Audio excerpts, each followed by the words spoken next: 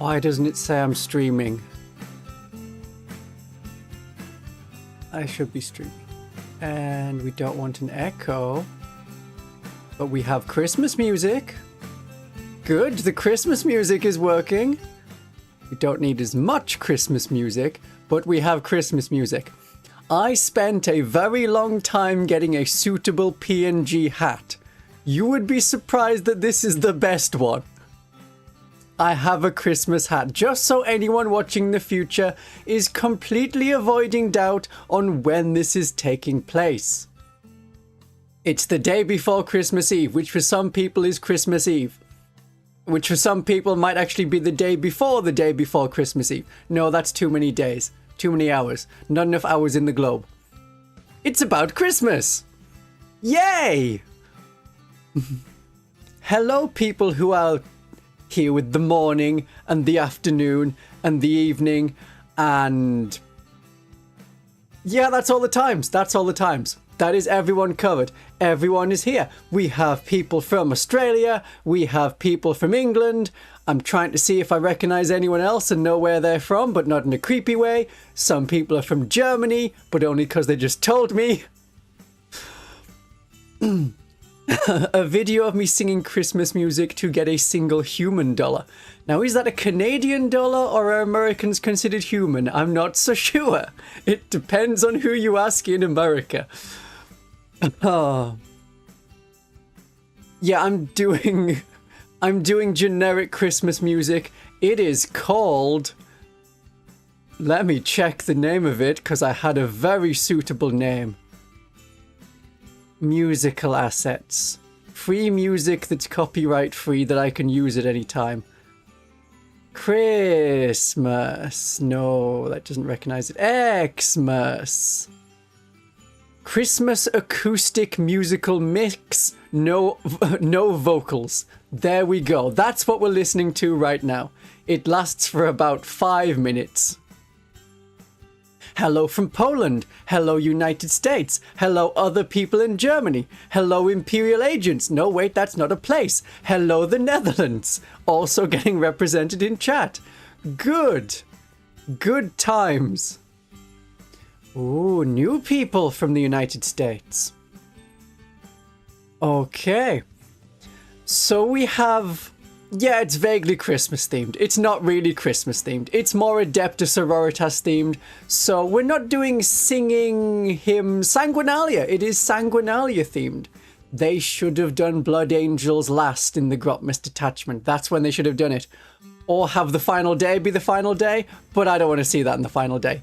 Thank you, Zerota. Merry Christmas to you too. Thank you for your human Australian dollars. Merry Christmas Eve indeed. Returning viewers from the United States. Oh, good. Yes, I see that Ko-fi bar is 99% filled. 99% filled. So in the description is a link to Ko-fi, which is where I usually take my tip money. It will also pop up on screen. That will happen. I am £2.50 short of my end of year goal. So I'm hoping that at some point during the next couple of hours, that bar can get filled and it should have little popping fireworks. Perhaps. I've never had it filled while on stream, I think. Unless I have and I've forgotten and maybe it's just a full bar and that's boring. Never mind. Expecting Rusted Claw. Rusted Claw is the Outlander Claw. Rusted Claw already exists. That is the bikes and the trucks and the things. We wanted Bladed Cog, which is the other one, which is the Mechanicus one, which is different. You can't even get a Tesco meal deal for £2.50. I wonder how many sprouts I can get is what I'm thinking. Some sprouts. I mean, they've gone really cheap on like the carrots and the potatoes. Some nice taters. Can have taters at Christmas Day. Have I made a video about running Battle Sisters in an Imperial Agents army?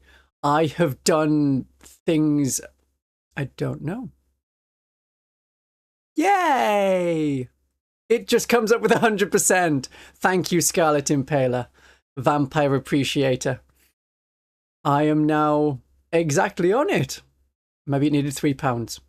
Okay, well, there we go. Other people can still tip. It can go above 100%. Thank you very much, Richard. There we go, 104%. Thank you. What status, Precious? Yes. You started collecting Battle Sisters because of me. Well, good. They're a fun army, and we're gonna have fun with them. I am not bitter. Yes, remember the sacrifice of the Emperor, or maybe the sacrifice of Sanguinius, perhaps. Thank you, Winbentan.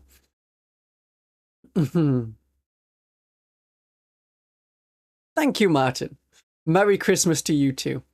More Imperial Agents content. I'm gonna give it a pause on the Imperial Agents and the Death Watch just for the moment. It's just because those videos didn't do as well as Battle Sisters and Genestealer Cult. I'm not bitter about the Battle Sisters. Okay, I'm a little bit bitter about the Battle Sisters. I am less bitter, of course, about the Genestealer Cult, and I'll be throwing lots of interest and stuff in the Genestealer Cult. I already have been. And there'll be a video coming out probably a few days after Christmas. That'll be a good one. That'll be a big one. Hopefully not so big that I go crazy. But, you know, an hour, maybe. Let's not do an hour. Let's not do an hour. 40 minutes, maybe. Yeah. Yes. Yes. I've got to make firework noises to celebrate the goal. Poo! Poo! Plip, plip, plip, plip, plip, plip, plip, plip, plip. Thank you, Era. Thank you. I know you wanted to get there first. Thank you for the tip money. I can get 2 kilograms of sprouts from Asda? Interesting. That's a good £2.60. More people started Battle Sisters because of me, as a first army, as a fourth army. Yes, the Grotma's sister detachment is a whole thing. Yeah. I mean, I've played a little bit of the Battle Sisters. I did feel a bit bitter over the, you know, probably overdone Miracle Dice changes. So I have been playing Final Day, a lot of Final Day. I will have a Final Day video. It's not the only Genestealer Cult detachment.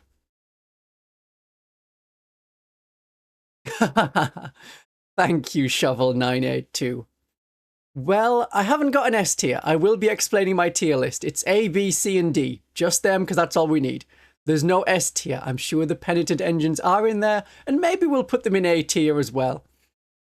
Yeah, but that's Final Day is not the only Genestealer Cult detachment I've been playing. They'll be coming. I haven't played Champions of Faith yet, but it is there taunting me as a sort of, come on, Christian, you're the Adepta Sororitas YouTuber. You have to make it work. You can't fail the challenge. So I will find a way to make it work, but at the moment I'm figuring out... Thank you.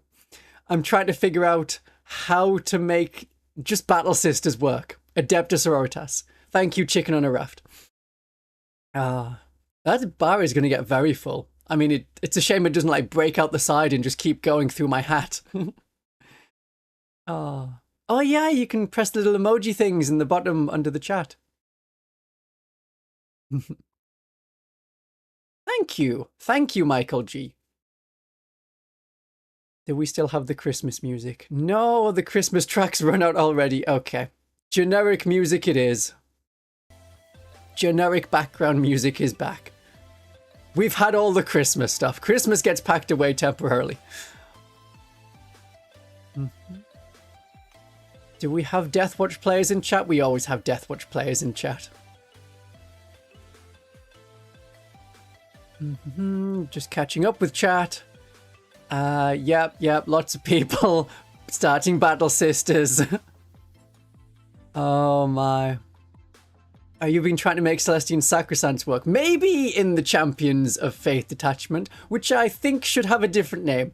Champions of Sanctity, just something that so it isn't of faith, because we have the army of faith already.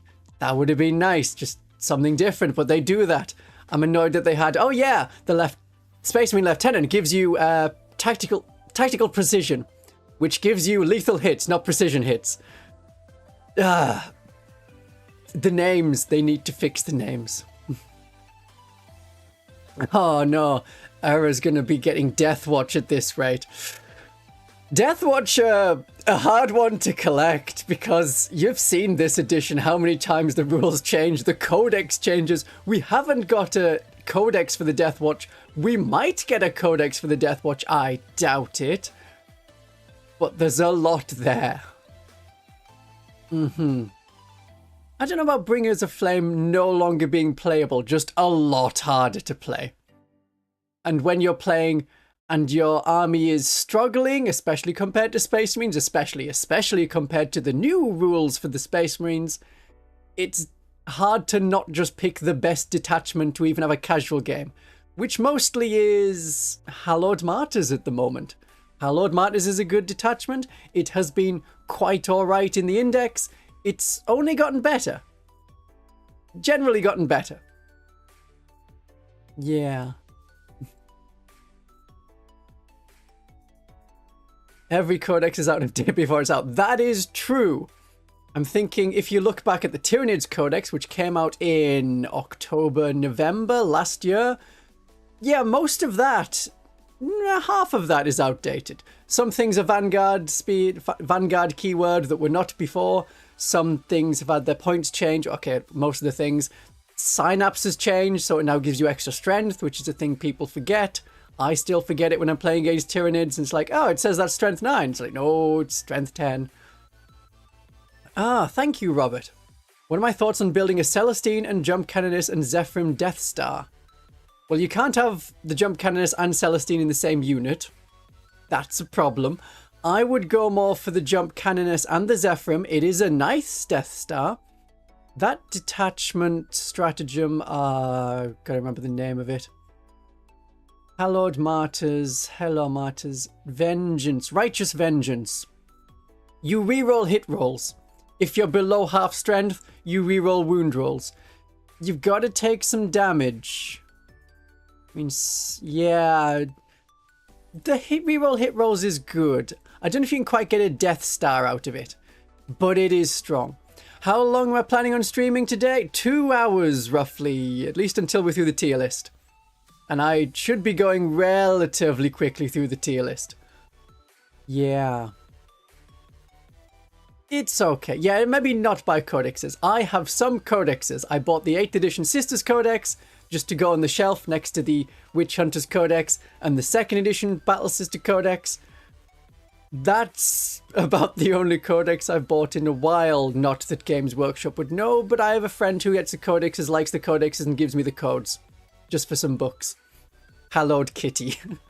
Hallowed Martyrs. Hallowed Kitty. I like that. Yeah. There's no detachment in the Battle Sisters that is unplayable. Champions of Faith is playable. It's hard, from the look of it. Army of Faith is still playable. It's just gotten a bit more difficult with the Miracle Dice. Yes, we still want lots of Miracle Dice. The detachment rule has become a rule that isn't necessarily there. It's there in occasion. Exorcists like having 2 dice that are good Miracle Dice for damage. Yeah, that works. Otherwise, we don't use the detachment rule a lot. The stratagems are nice. We get more Miracle Dice to make up for the lack of Miracle Dice, and you end up with roughly as many Miracle Dice as you would normally have had previous to the December balance patch. Bringers of Flame bonus is significantly restricted. I think they should have gone with 9 inches or even 8 inches if they didn't want deep striking Seraphim to be getting it with their bolt pistols. And then it would still actually match the Firestorm Assault Force for the Space Marines. They are doing rather well suddenly. Because if you're able to focus down a lot of Flamer and get +1 to wound, that's very good. Do I think Games Workshop will change the Miracle Durf nerf back? I think it's unlikely. I think they've gone the route of... I watched the I watched the interview with a person on how you build a codex, and they were looking on a lot of the problem things that are coming up is if it's random, whether your detachment rule is good or not, it's not a good detachment rule. We know that from Genestealer Cult. Sometimes you would get half your army back. Other times I would get a single unit, and that would be my cult ambush. Or with Miracle Dice, I can just keep rolling 6s and then substitute those 6s in whenever I need to. Or I can get lots of 1s and 2s, and I don't really have a detachment rule, miracle rule. Yeah, army rule. I just have to throw them away on things. I think more likely is Games Workshop will transition towards a, let's do a miracle points thing.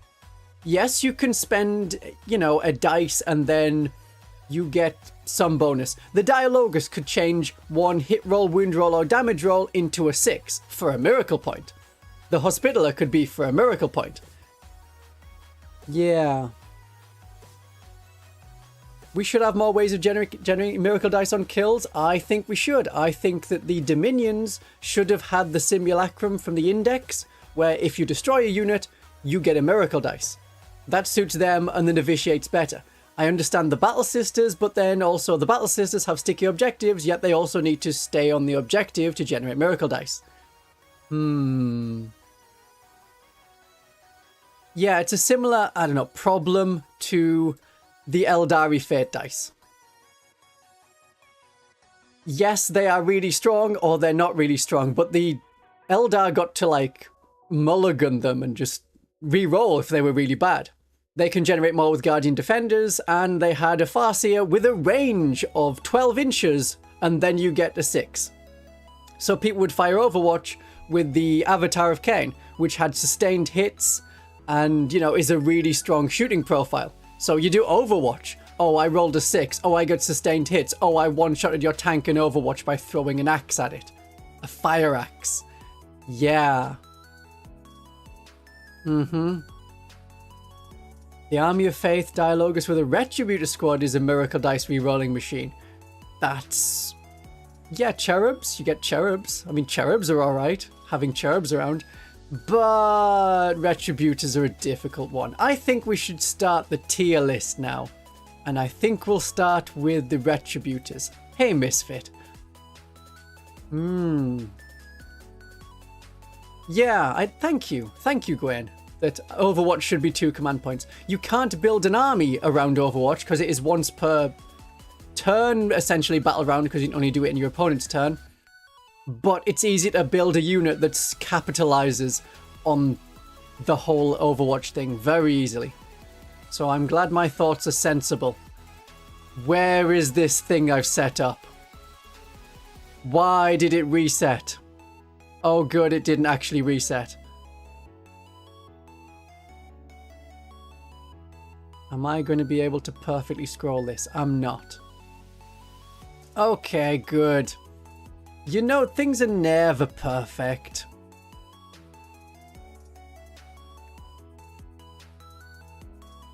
Do I need to restart that? No, I had you working. Don't restart it properly. I'll have to reset the tier list then. Oh, please work. You were perfect. Now it's not scrolling. Oh, do I need to... There we go. Okay. That'll about do. It's there. We have tiers. There are some tiers. Okay, I have A, B, C, and D tier. I know the hat is floating. It's a standard thing when you're throwing PNGs. I'm just glad that not all of my hair is clipping through it. Yeah. It's not even been that long since I streamed, but everything is had to be reset. So many things were wrong. I had to take like half an hour to fix everything.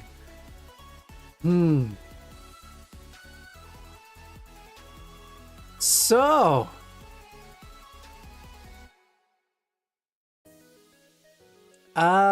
don't know if I can make it... I could make it bigger, but then chat would be covered. I'm only going as far as... I mean, right down the bottom is just where things are waiting to be put into the tier list. I'll just keep scrolling up and down as we do different things. So we have A tier. A tier is where this is a good unit. It is the best unit. It works. B tier is, it's not as good as an A tier unit, but it is still something you can include in your army, and it'll do good things for you. Not necessarily the best things, but good things. I need to be a little bit further to the right. because I'm hidden slightly. There we go, and I managed to do that without the hat falling off. Okay. I'm sure I had ads blocked on this, but the ads are popping up all over it. It's still working. It's still good. It's still good. All right. Haha. Right, so B tier is okay. C tier is not just worse for... No, it's not quite copium. Okay, yes, it is copium. C is for copium, where it's a bad unit, but in the right detachment, it works well. That is fine. I haven't put any allies on because I know that Canis Rex would be an A tier, and also the, not War Dogs, the loyal version, the Armigers, would also be A tier. So C tier is the copium tier of there's one good detachment for it and then it's valuable. Celestians with guns should be in there. I can make that work. There we go. Celestians with guns go in copium tier. Perfect. Then we have D tier, which is the bad units that I really don't recommend in any of the detachments. Dogmata may still be D tier. Yeah, why not? Let's go with Retributors first. I put Retributors in D tier because they are so very, very expensive. You get 5 models for the same cost as 10 Dominions. Yes, you have twice as many Melter Shots, but you don't have a Simulacrum, you don't have Scout, you don't have their reactive move. You have reroll wound rolls of 1, and if you remember to track it, and if you can trick the enemy to make it work right, then you can reroll all the wound rolls. Doesn't come up that much. They are too expensive. Everyone tends to use them as the proxies for Battle Sister squads. You buy your Repentia box, it comes with 2 multi-melters, 2 heavy bolters, 2 heavy flamers. You put them into the Battle Sister squads, and hey, now you have Battle Sister squads with multi-melters. That's what you want. The unit probably needs to go down. I think 20 points would be about right. Yeah. Oh yeah, they do okay in the Repressor with the Palatine, but I prefer a Dominion squad in the Repressor with a Preacher. Because then the Preacher can have the heavy flamer. The Battle Sisters, no, the Dominions inside will also have flamers. The Repressor itself, it's got a heavy flamer, a twin heavy flamer, and a storm bolter. That's when there's lots of flamey things. Yes. Yeah, the Battle Sister Squad box doesn't come with a multi-melter, which is of course very annoying. Games Workshop, when they did this interview of how to make a codex, it definitely sounded like they wanted to go back to... It's not going to get rid of the advert, is it? No, it's just going to hover there annoyingly. See if I can rearrange it. It sounded like they wanted to go back to older versions of points. So, like 9th edition had where... Well, the end of 9th edition anyway.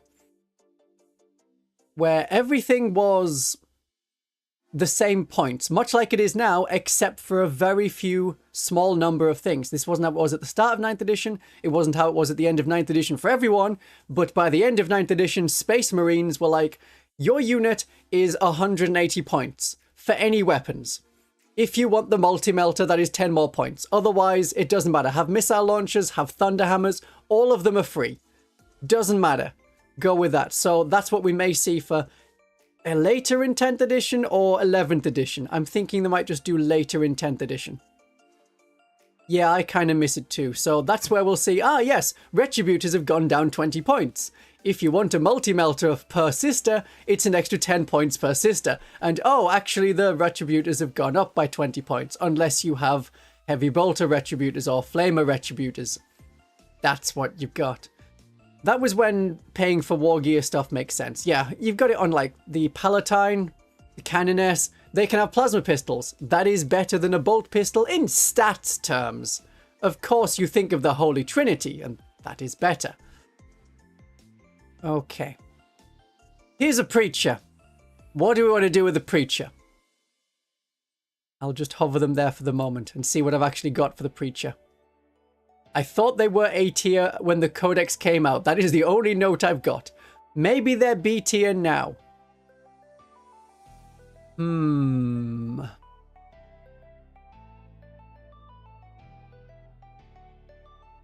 They can get close. I mean, I'm just thinking of the Retributors again. They're not great in most attachments. They were good in the Bringers of Flame because they disembark really close. Now they're disembarking 6 inches away to get that bonus. Yeah, almost engagement range, and that is very easy to surge move into if it's something like the Tyranids Endless Swarm detachment, Genestealer Occult Metamorphs, Khorne Berserkers. Yeah, the Retributors are too expensive and die too easily. You throw a little bit of Overwatch and that's it. Yeah, I think the Preacher going in B is about right. They should be able to join Repentia, but they can't. They are the only one that can join Arco-flagellants and do make Arco-flagellants better. Yeah, The bodies don't last too long. Yeah, I mean, the Arco-flagellants are toughness 3 as well, aren't they? I'm sure that they shouldn't be, but they are. Toughness 3, 2 wounds, yeah. But with a Feel No Pain. You could swap out the Feel No Pain for Toughness 4, and I would be okay with that. Feel No Pain takes a long time to roll. I don't like that Feel No Pain takes a long time to roll. Especially when you have multiple wounds and it's not just, okay, roll 5 dice for the Hospitaller and 5 Battle Sisters. Yeah, that's quick. When it's a thing that's like, oh yeah, well they got hit by 2 damage, it's like, oh, well you got to see, because one of them might tank 2 out of the 3 damage and then take a wound on the last one, or it might die instantly, so you got to do it slowly. There was someone didn't understand Feel No Pain. I got a couple of comments like, oh, if you put a Hospitaller in a unit, then they could take more damage because you roll all the Feel No Pains at the same time, thinking that like 4 damage 2 weapons can kill at max 4 Battle Sisters, but if there's a Feel No Pain, you roll 8 Feel No Pains, which means you could lose up to 8 Battle Sisters, which is not how Feel No Pain works. I'm glad that it's none of you here in chat, but I just thought that was worth mentioning.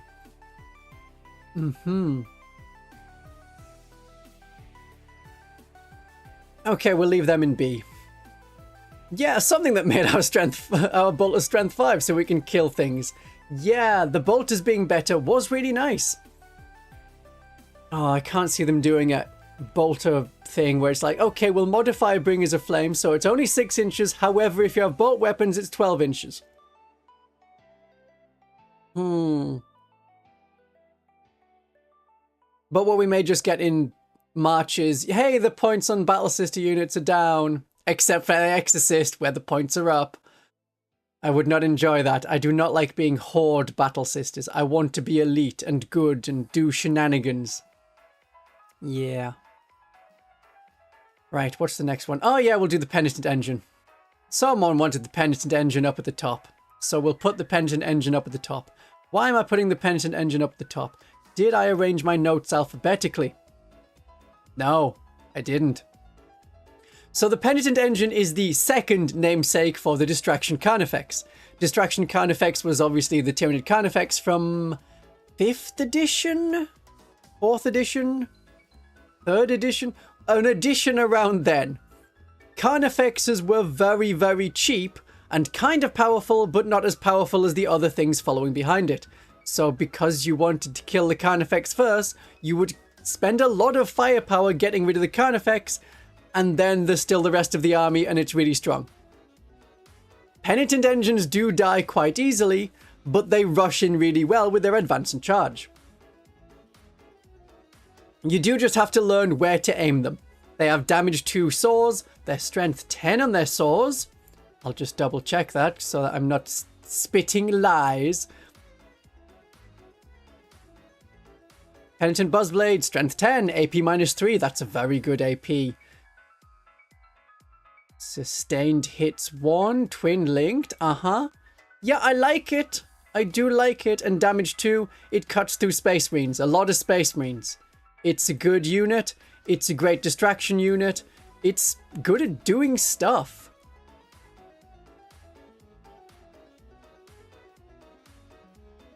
cheap compared to like things that other factions have. 75 points for something like that. I know it's not like a Lictor, which is also toughness 6, but doesn't have as good as... Oh, it does have as good as save.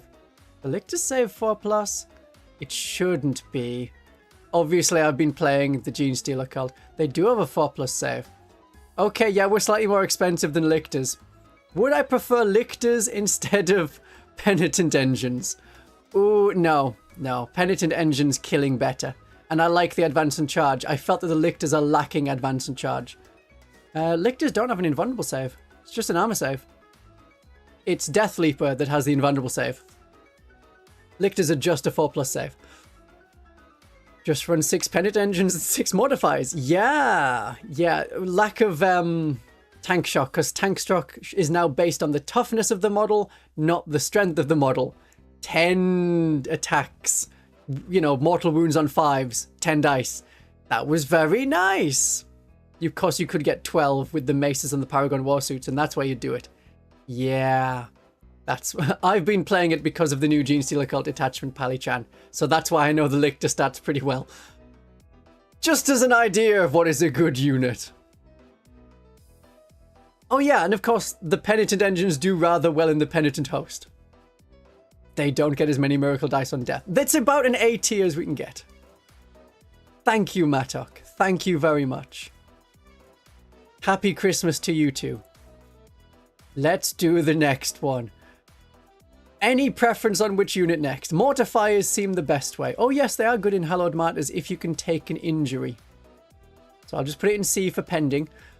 Mortifier. That is cheap. It is slightly tougher to hold objectives. It can have heavy bolters instead of heavy flamers, whereas the Penitent Engine is locked into heavy flamers. The heavy bolters are good. When you're sitting on an objective, which is their job, and they're much cheaper than Battle Sisters, they have fight on death, so that if the enemy charges them and destroys them, they can still fight back. And you get the bonuses from Hallowed Martyrs, which I know a lot of people are looking at again. They mess up small skirmishing units? Yeah. The only way we can have more than one heavy bolter per model, aside from the Castigator. I suppose so. You always want these in units of 1 rather than units of 2, so... Are we going to go for A tier alongside the Penitent Engines, or B tier because they're not quite as good as a Penitent Engine? Wonder if I can set up a poll. Let's do a poll. Mortifier. A, B, poll.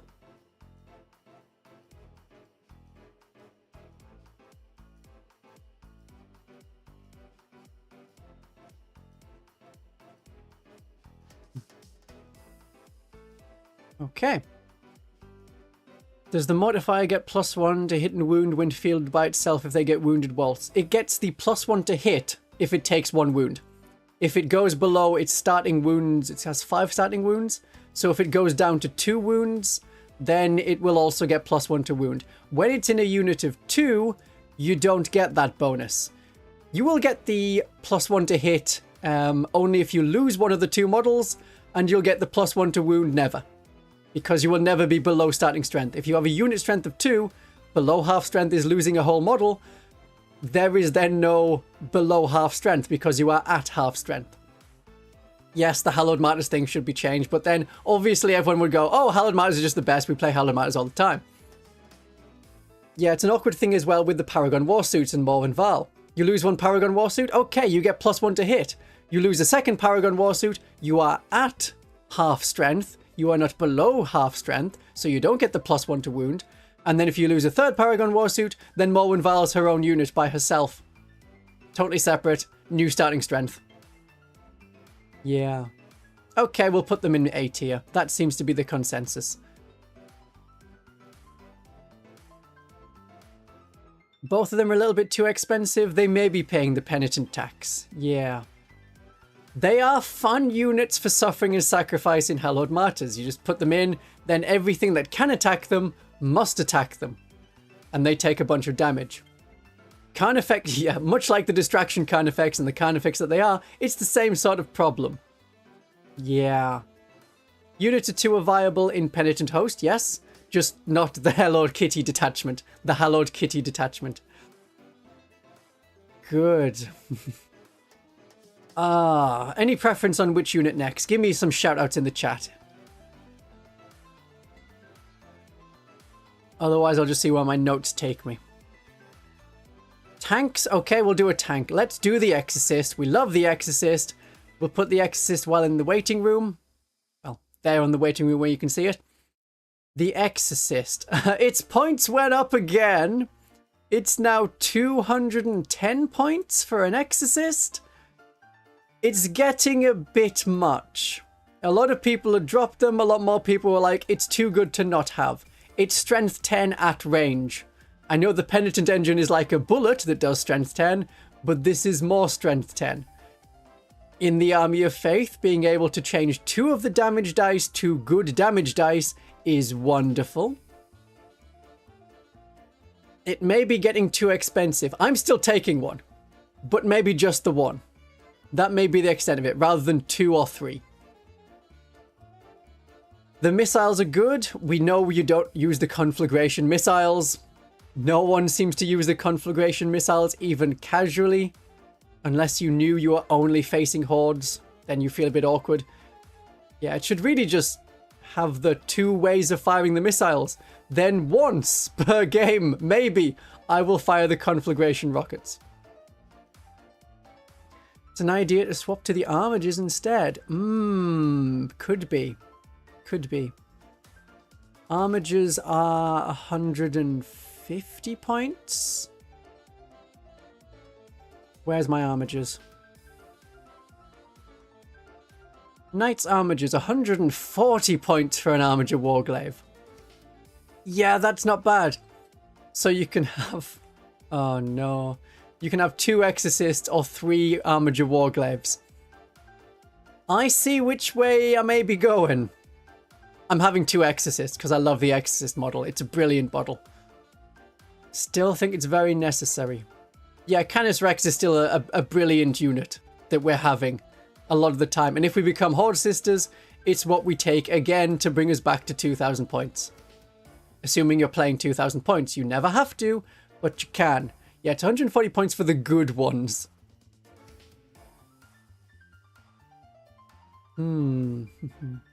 Everyone seems to know the points for armagers, so I guess you're all taking armagers. Yeah, they went down 10 points, which is weird. I don't know if they should have done that. The warglaives are useful, more useful than the Helverins with the autocannons. Ancient Inquisition colours, very nice. Yes, it's good melee. It's also actual melter. It has a strength 12 melter gun.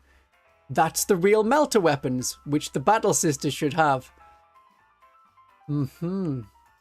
So the Exorcist it's a good tank profile, it's a good missiles. Hallowed Martyrs like it if you can get it a little bit damaged. Usually it's going to be out of line of sight, but being in line of sight, you get +1 to hit compared to the -1 to hit you would take. So you'd be hitting on 3s. If you get enough miracle dice for the Army of Faith, it can work. Are we thinking it's an A tier or a B tier? I'll throw it to the poll again. Exorcist. We're not ranking the movies. A or B? A Castigator with a thermal spear, just switch it up. That's a possibility. It's a strange thing if we're like, hey, the Battle Sisters got a new thing. It's a melter thing on our tank, which is a Space Marine tank with a Lehman Russ turret. My Castigator definitely isn't a Lehman Russ turret on top of a Predator tank from the Space Marine range.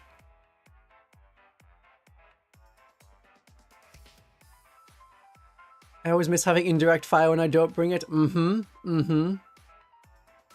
That's a thought. Sister's version of a Land Raider. It's just a crawling cathedral. That'd be good. Thank you, Jason.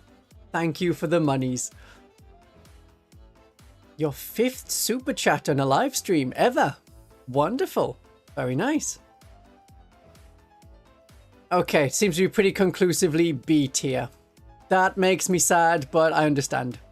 I understand how it's B tier. Alright, what was the next thing we want to rate? While we think of all the missiles we should be firing, I'm glad it's D6 plus 2. When it was D6 missiles and you roll a 1, it was, not great.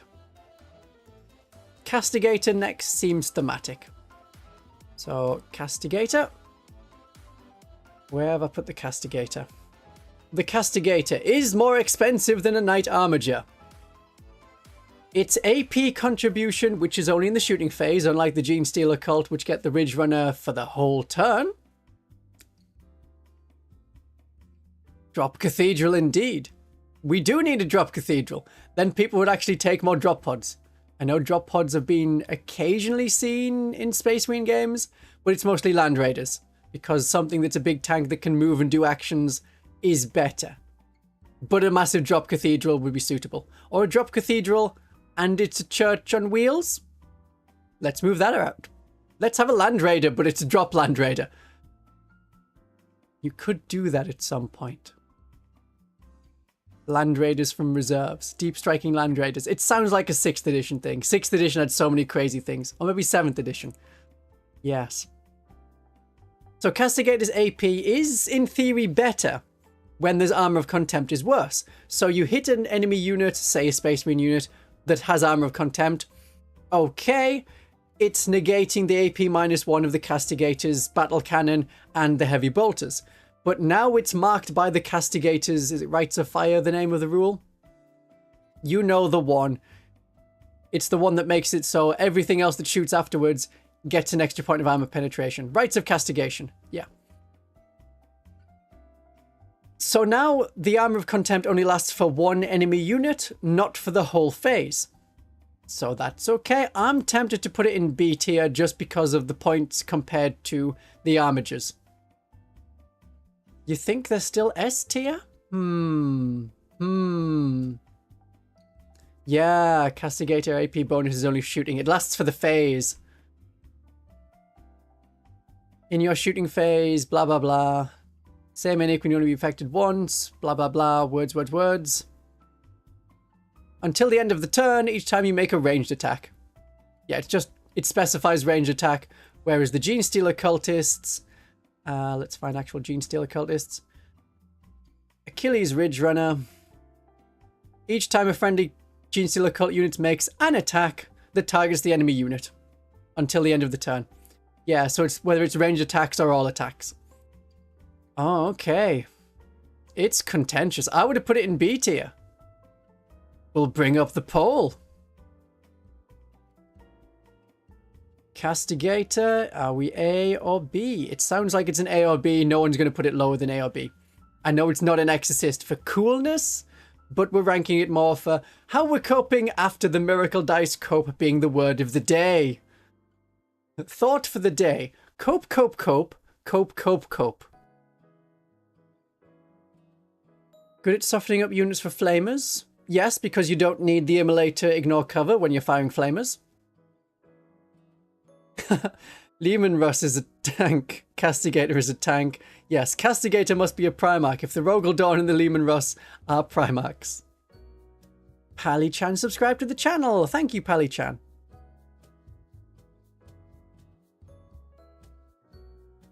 We're going with A. Alright, A it is. We'll have an A tier Castigator. I would have dropped it down to B tier just because we have the Knight's Armiger, but Knight's Armigers don't work with the detachment, and actually the Castigator not requiring any Miracle Dice to be as it is something that goes in its favour.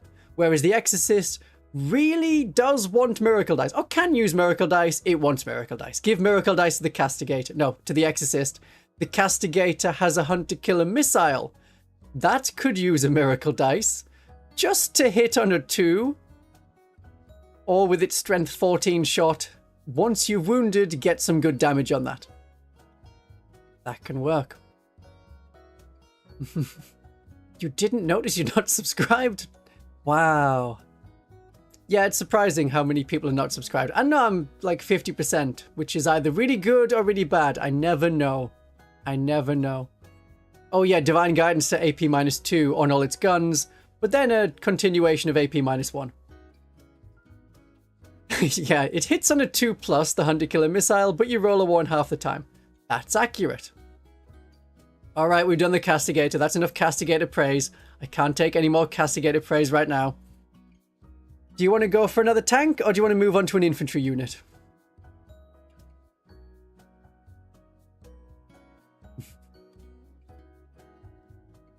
The Knight Cerestus Archaeon. That's big. I mean, it's flamey, yes. Thematically flamey. It's okay. Infantry, tanks, or suits. I suppose the suits are a tanky thing. Sacresants? We can do Sacresants, yeah. Okay, Celestian Sacresants. Where are you, my Celestian Sacresants? Did I not add them back in? I added them back in. They must be there. Why can't I see you? Oh, did I just mess up and like remove them after I'd removed them? I know there's that one, but I had a pretty version. I'll bring back my pretty version. Celestian Sacresants, because I had one that wasn't in weird black that like shows up. There we go. Celestian Sacresants. They are not great. I'm thinking they're just generally not great. They need 2 wounds. They don't have 2 wounds. That's a problem. Other things with shields need 2. They just should have 2 wounds. Toughness 3 and a 3+ save is not going to save them very much. They are otherwise Battle Sisters. That's just a Battle Sister profile. D tier? I was thinking I may put them in A tier. No, not A tier, sorry. C tier. C tier. The current C tier. Yes, C in the new detachment, otherwise they D. They go in the cope category. That's their place. So they're a very poor unit. It gets better, but is still not great in the Champions of Faith detachment. If you don't have an Immolator to split up a unit, these are your cheapest 5 model unit for actions, but you also have Arco-flagellants, and if you're not playing a tournament that says no legends allowed, you also have Crusaders or Death Cult Assassins. They do all of it better. Especially the Crusaders. Crusaders are similar points, 2 wounds each, 4+ invulnerable save. Yeah, they're roughly this. They're like Space Marines. They're like a slightly more naked Space Marine. That's a great thing. Yeah, okay, we'll do the Crusaders next. I think they're an A tier unit. They've been good the whole time. Yeah, they're a C tier thing. Auspex Tactics says they are scary. I think he's coping harder than anyone on that. And then again, we don't know if he's actually played against them. Which he may well not have. So, where are we? Death Cult Assassins, Crusaders. Yeah, they have 2 wounds. They have a way better profile than in the index, so you can check the Legends Adepta Sororitas thing to check. They're cheap. Their invulnerable save is good. They're good units. They're the cheapest bodyguard you can have on the Triumph for St. Catherine. Because the Triumph for St. Catherine, no, it's the other way around. The Crusaders can be joined by any character that can join Battle Sister squads. The Triumph of St. Catherine can join a Battle Sister squad, so the Triumph of St. Catherine can join Crusaders. There's 2 brilliant ablative wounds. Games Workshop moved Death Cult Assassins and Crusaders to Legends because they were old metal models and they didn't want to sell them anymore. That's why. I mean, you've got to like put a lot of work into the Celestian Sacresants to make them work. The Crusaders are just good. They're just there. They're nice. Celestian Sacresants, you need to add characters, then you need to add stratagems, then you need to get them in the perfect place at the right time. Yeah. What's the model next to the Castigator? That is a Crusader model, and to the other side is the Mortifier. That Crusader model is the one from Blackstone Fortress. It got its own model in 8th edition, and it looked like, oh, they're going to have, like, Crusaders coming back? They were fine cast. Okay, they fine cast, not metal. Because they changed all the metal to fine cast, which is not necessarily an upgrade. But that is, I can't remember his name. He had a character name. He was from Blackstone Fortress.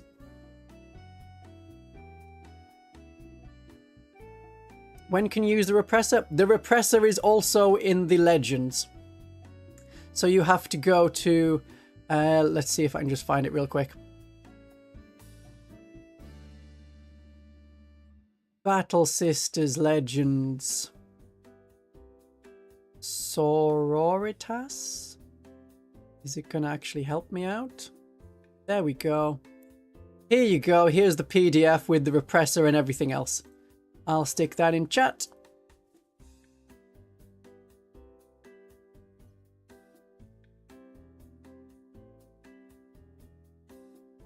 Oh, that would be fun. Just a tide of Crusaders.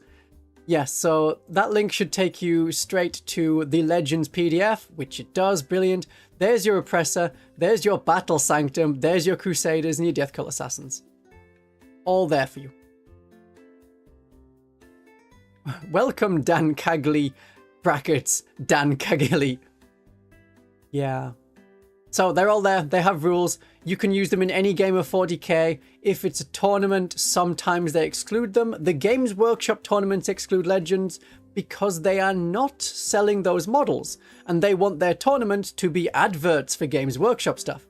So anything that's run on the WTC, that's where Legends are not allowed. I think the International Tournament Circus has also said no Legends because it's easier for them to balance stuff. They don't need to figure out a few extra units and weird interactions like how the Proteus kill team is working, what different things it can go inside. So they just ban it for convenience, but there's no reason in any game you're playing you can't use Legends. They were here at the start of the edition. Their stats have only gotten better. Their points have only gone up. They do much the same things. They're an A tier. Yeah, Aveline being a temporary thing, Titus being a longer time thing. I mean, it's only going to matter in tournaments. So, we're good. You convert your friends into using Legends. Good! I have the whole send this to your friends if you want to convert them to using Legends video. Which is... Did I make it more than an hour? Do I dare check my own channel to see how long I spent on that one video? I mean, it was several days, I know that. Oh good, it does say I'm live right now. Apparently Christian Woodcoming is live. Legends. Legends are great. If I type in Legends... Oh, it's only half an hour. Oh good, that's right. I got it down to half an hour. 30 minutes of why Legends are necessary. Local gaming store won't allow Legends. That kind of sucks. Yeah, I know there's a... Unless you're going to convert some. I mean, Crusaders are incredibly easy to convert from any fantasy model with a sword and shield. The new Age of Sigmar, Cities of Sigmar people with swords and shields and axes and shields, they work. Chaos Warriors, they also work. They're all good. Yeah, Steel Helms, that works. That's what they're called. The infantry for the Cities of Sigmar are Steel Helms. A lot of the Legends are not great. But it's just here's a way you can use more units. And the Crusaders actually got updated, so they're good. They're really good. So, while we're in the Legends, let's do more Legends things. Hey, we have a Battle Sanctum. That's still here. So with the Battle Sanctum, it is terrain. It is many points. Legends point document is a whole separate point document. That is also on the Legends download page of the Games Workshop website. How many points is this? I think it's like 170 points. It can't be more than a Castigator. It is the same points as a Castigator. 170 points. What it lets you do is an additional act of faith per phase for any unit that's within an inch of it. That's not a good thing! And it's not worth paying 170 points for. If you knew you were going into a battle where there's basically no terrain, and you would like a lot of terrain, you could set it up. Alternatively, put lots of your units into Deep Strike. No, well, Strategic Reserves. A quarter of your army can be in Strategic Reserves. An additional quarter of your army can be in Deep Strike, so that between the two of them, you can't have more than 50% of your army in reserves. And yeah, you can come on from Deep Strike in Strategic Reserves, so no more than half your army in reserves. That's only in the tournament, no, Pariah Nexus mission deck. It's not in the core rules, it's not in the Crusade rules, but people play it like that anyway, which is fair enough. It stops your entire army just dropping in first turn, or second turn, because Crusade does specify no Deep Strike first turn.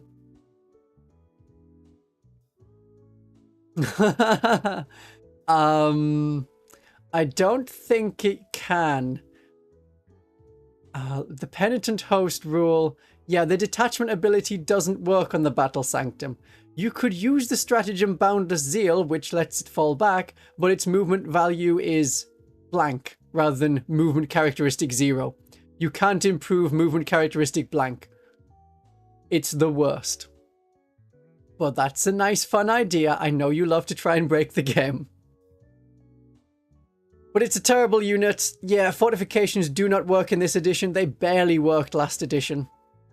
But they exist in the rules. So it's there. Repressor. I was sure I set this up. Okay, we'll add a Repressor. As I have pictures ready to go. There we are. So the Repressor. Its special thing, yeah, it's a heavy bolter, a heavy flamer, a storm bolter. Does it have a hunter killer missile? I think it does. Yes. It's a lot of fire. You put Dominions in it. It has firing deck 6. And it has emergency combat embarkation. So in your opponent's charge phase, they declare a charge. You can have a unit that was, you know, the target of a charge come back into the Repressor if you're within 3 inches of it. I mean, at that point, does the enemy try and charge the Repressor and then swing round to also hit your unit? Perhaps, but that's maybe harder for them. It depends which side of the Repressor's on. It's a fun model. It's good in Bringers of Flame. It is slightly more expensive than an Immolator. I think it may be a B tier transport. I mean, most of you will not use a Repressor or know anything about it. It keeps your sisters safe. It's 5 points more than an Immolator. 6 sisters inside can shoot out, so you carry a full Dominion squad. Then a Preacher as well, because when the Preacher joins the Dominion squad, as a special rule for the Preacher gains Scout. Just so that the Dominions can scout when in a transport. Although I think the Dominions have their own special rule about transports and being weird and characters joining them. Because we just had to layer on the rules for the Battle Sisters, apparently. It wasn't just enough to say, yeah, it's Scout. Holy Vanguard, if you touch any leader and they're in a transport, then it can Scout. Okay, so you can add a Palatine if you wanted, but I'd stick with the Preacher because then you have another Heavy Flamer. So you have 4 Flamers, a Heavy Flamer from the Preacher, which is a Vindictor Flamer, and a Hand Flamer from the Dominion Superior, and then a Heavy Flamer and a Twin Heavy Flamer from the Repressor. That is a lot of fire. That's a good amount of fire. So it's fun as a fire bus. No, Battle Sisters are not C tier. That's Celestians with guns. A unit that I made up. We like it there, which Games Workshop should bring back. We haven't done actual Battle Sisters yet. Worst at everything person. You think B? Yeah. It didn't get a price nerf because of Legends. It's kind of isolated from that. It is like a Battle Sister Impulsor. So it's okay. It was good in Bringers of Flame. It's still okay in Bringers of Flame, but everything is more expensive. The stratagems... Did all the stratagems get worse? No, it was like a few key ones. Shield of Aversion is worse because that's Armor of Contempt. Cleansing Flames is Devastating Wounds for 2 CP. That's fine. Oh yeah, Rites of Flame. You have to be within 6 inches and attacking an enemy on an objective marker and have disembarked. That's possible. But you can still advance. You should be one of the transports that can advance. Bringers of Flame has a stratagem for that. What is it called? It's called... Blazing Ire is 2 command points?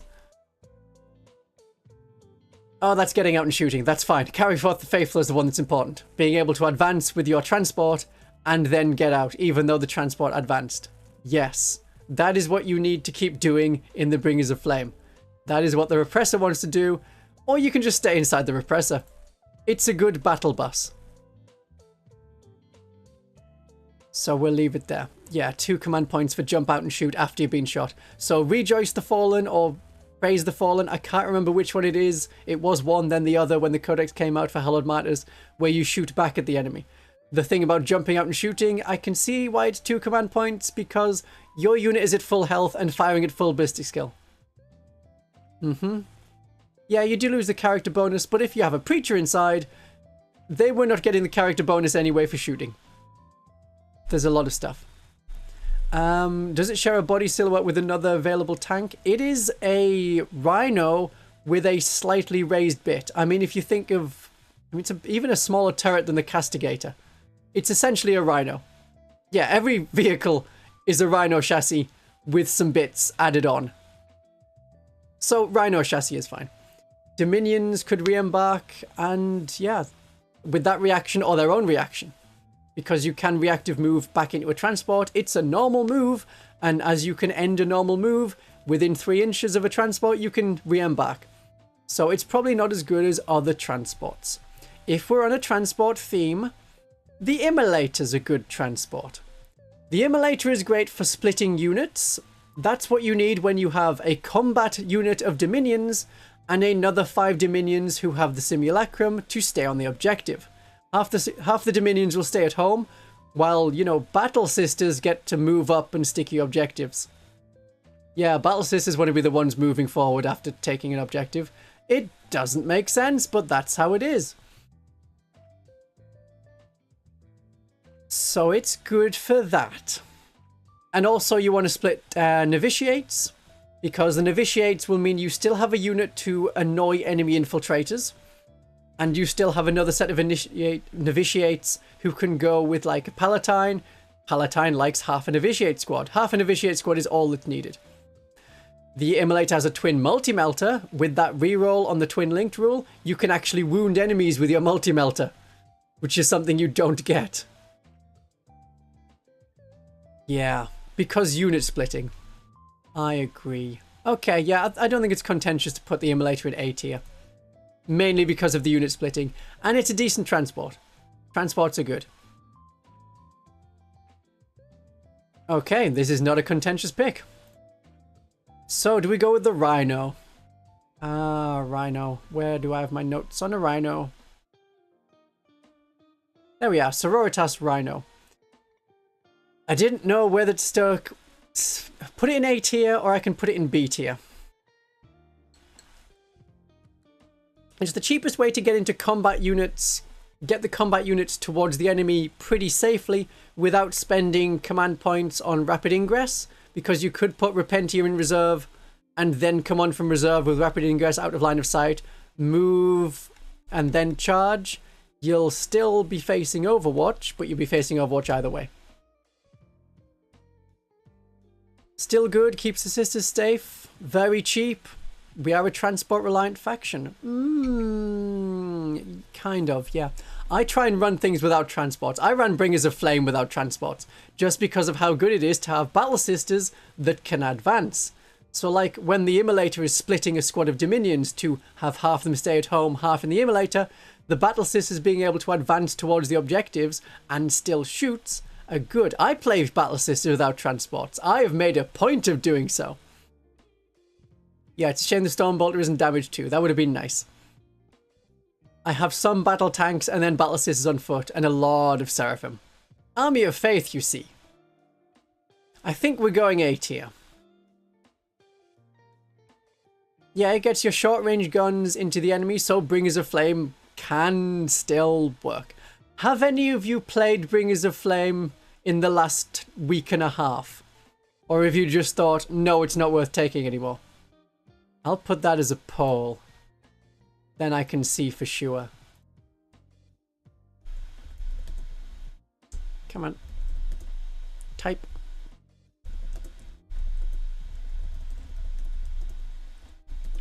Have you prayed Bringers of Flame since the balance patch? And yes for yes. No is no. Okay, that's standard. Ooh, in a tournament even. Yeah, the 6-inch range is painful. I would prefer 8-inch range, at least. It is still playable. Good. And Miracle Dice do exist. Right, I'm going to put the Rhino in A tier because I like it in A tier. It's a good cheap transport. It works for like everything.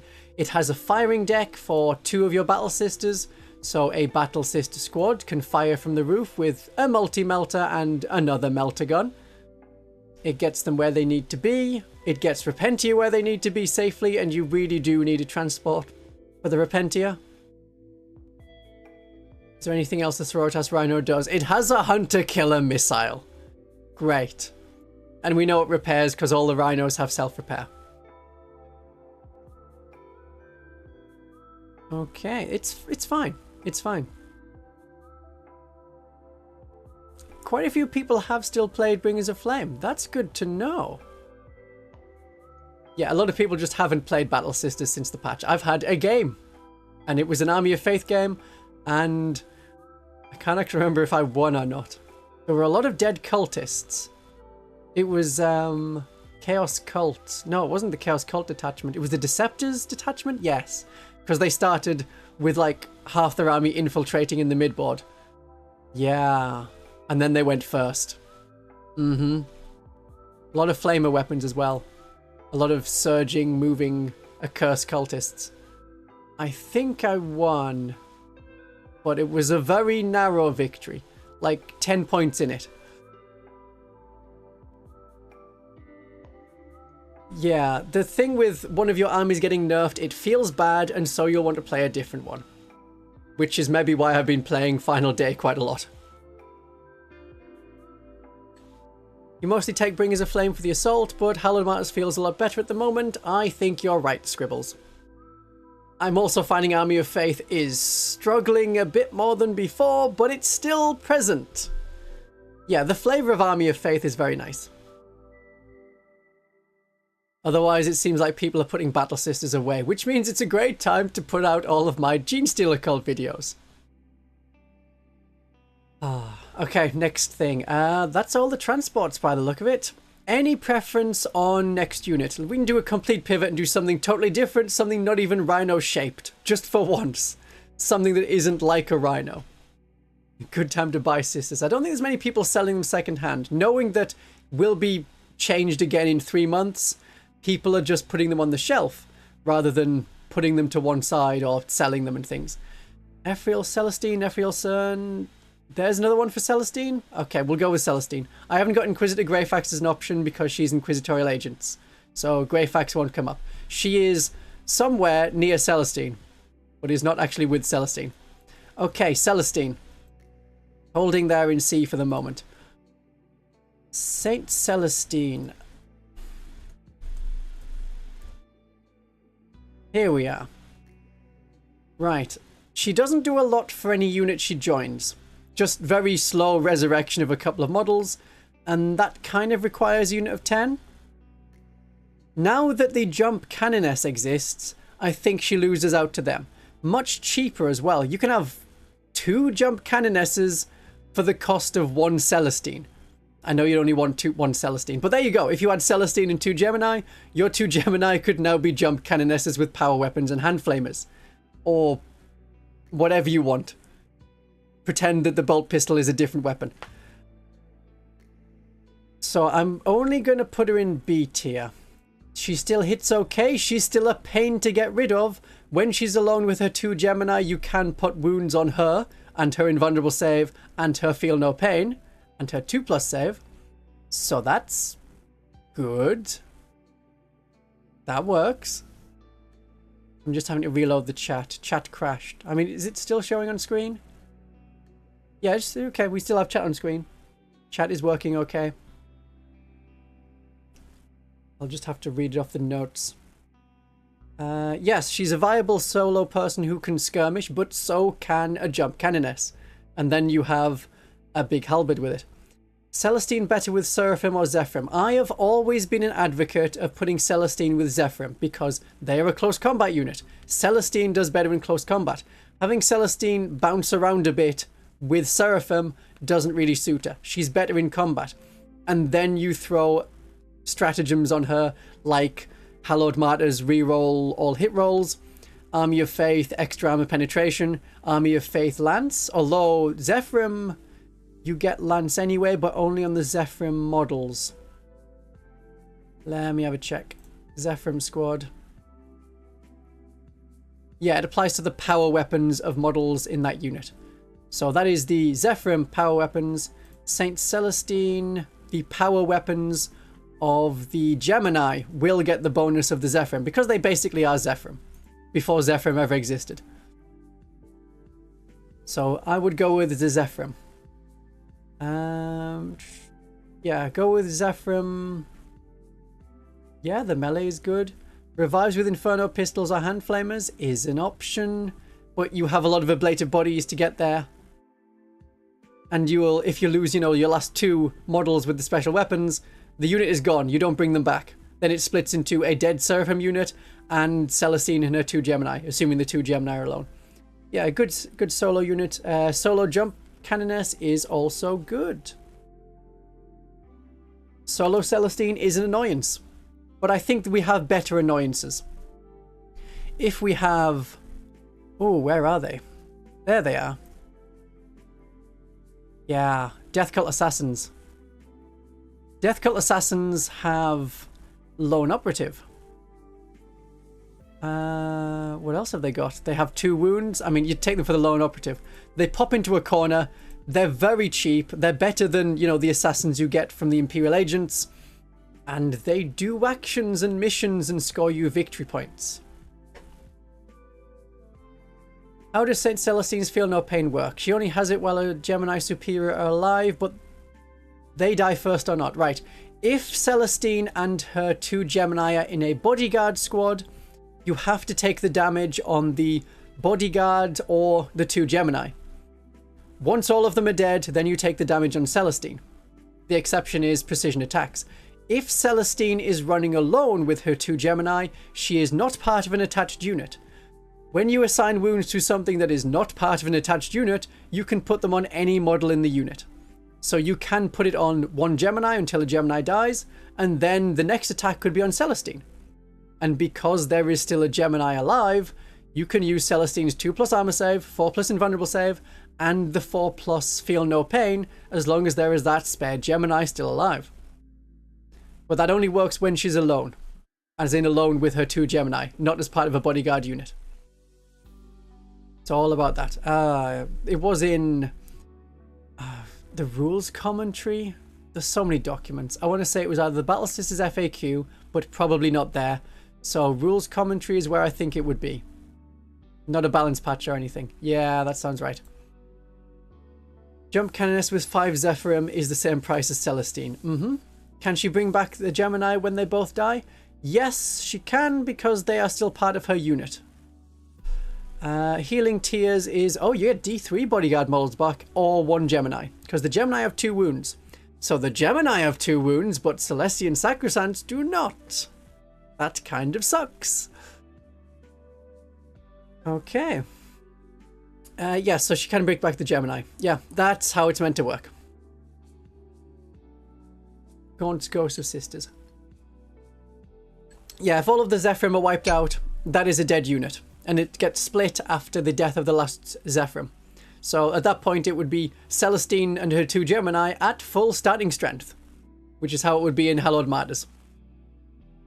which is a very character-focused detachment, but awkward for character shenanigans. So she's a B tier. Yeah, the Death Cult Assassins are A tier because they're great. Alright, what do we want next? Was there a Morvenn Vahl? I think I heard a Morvenn Vahl. Someone was shouting about Morvenn Vahl. Let's see if they shout about Morvenn Vahl again. Baby demons to Celestine's Demon Prince. No, because they have to be like Seraphim. They are Seraphim. Oh, we could do Seraphim. Oh, we got Vahl in suits. Any other traits? People want to chime in. We want to do Vahl. Alright, we'll do Morvenn Vahl and named characters. Yeah, that's a good way to go. When the Gemini are brought back, it's with full wounds. They get brought back with 2 wounds. It should say it's starting health. I mean, I don't see why it wouldn't be at full health. It just says return 1 Gemini or D3 other bodyguard models. When you add a model to the unit, I'm pretty sure the rules commentary says it comes back at full health, unless it, you know, says otherwise. Which is why you get things like Captain Artemis of the Death Watch, who only comes back with a single wound. Yes, S tier waifu, B tier character on the battlefield. Put Greyfax in the same unit as Celestine. In the Army of Faith, Celestine can support Greyfax in a battle sister unit with an aura of protection. That's fun. But that's about the only way. Right, we're doing Vahl. Morvenn Vahl. Now I need to find my notes on Vahl.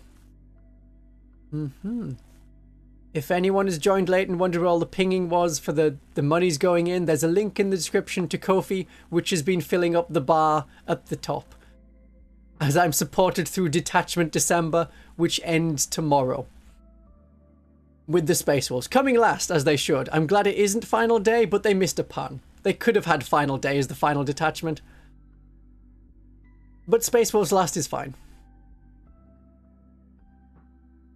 Thank you, anonymous person who tipped 3 monies. Thank you very much.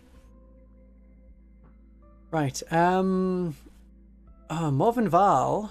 I can turn on the fluff and find out. It was in my head. Argent Shroud. I'm sure it is Argent Shroud.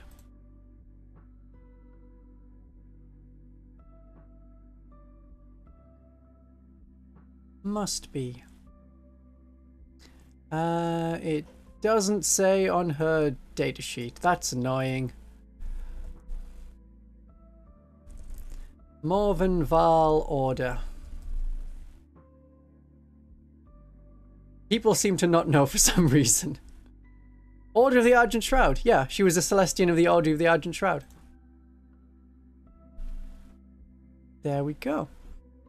Thank you, Rypath. Yes, we should have Inquisitorial Stormtroopers. We absolutely should. Yeah, yeah. Ooh, yeah, I mean, Ebon Chalice themed list is good. Oh, what detachment is going to suit the Ebon Chalice? They do like Celestians, so Champions of Faith would probably suit them best. A lot of the orders like everything, though. There's very little in them. I know that, like, Sacred Rose likes Retributors and big guns, but not necessarily. They also like Seraphim and Celestians. So that's an odd thing. Yeah. Yeah, so they also like fire. So Bringers of Flame is a good choice. They really like their flamers. They don't need to have the transport, but they like fire. So Bringers of Flame is another good one. Depends if you want to go the Celestian theme or the fire theme. There's your 2 options. Why doesn't she have the Paragon Warsuit keyword? I don't know. You want to go with fire. Fire's a good choice, Alicia. Right, what have I got in Morvenn Vahl? Morvenn Vahl, she gives you miracle dice. Where's Morvenn Vahl's model? Put it there for now. She gives you miracle dice, so you don't need to have spent a miracle dice. Some abilities have a full stop, and that is important, and are not conditional. Because the Righteous Repugnance, each time the model's unit is selected to shoot or fight, you can discard a miracle dice, full stop. If you do, then you get +3 attacks. Full stop. Each time an enemy unit is destroyed by this model, you gain a miracle dice. I see that as a totally separate thing. So, whenever that model is destroying an enemy unit, you gain a miracle dice. It's not a limit of 1 miracle dice per phase or anything. Like, command points are limited to once per battle round. You can gain an extra one. So you can get a lot of miracle dice if you're able to shoot a unit to death and her shots are the one that does it, and stab a unit to death and her shots are the one that does it. It's annoying that it says model and not unit, otherwise we could get way more. I really think it should be unit, but yeah. Yeah, you need to hit last with her. It's an awkward thing. You need to time it just right. Which is why having a mix of weapons in the Paragon Warsuit ability, so you have some mauls, some swords, just so you could split up the attacks and do, okay, do the swords, then do Morvenn Vahl to finish the unit, then do the mauls. So potentially she can. If she ends up by herself after her suits are dead, then she's going to be able to doing it a lot easier. So potentially gives you miracle dice. She can be alone, but she better not be, because you're getting rerolls to hit and wounds on your Paragon Warsuits, which is what you need. In Hallowed Martyrs, you can spend a command point to have her get back up. It is also there in a miracle dice, but the miracle dice you get is the miracle dice you gained from having the unit destroyed. It just depends how many units you've lost in that phase. You're losing your miracle dice in that. But yeah, she can get back up. +1 to hit and wound if attacking a vehicle or monster. That's the good bit. Yeah. So, oh yeah, she'll come back. Oh yeah, Hallowed Martyrs, she'll come back on 1 wound that way. So then, yes, she will get +1 to hit and wound. Let me check how many wounds back you get, because it is it some plus more? Divine Intervention. Discard 1 to 3 miracle dice. Roll 1d3. Oh, you get d3 wounds back, adding 1 for each miracle dice discarded, which you have to discard at least 1. So you get d3 plus 1 wounds back. So you will be at half strength at worst if you roll that 3 and you got that +1. So you'd be at 4 and you start with 8 wounds on Morvenn Vahl. So yeah, then you're getting +1 to hit and wound. That's not bad. That's very good for her.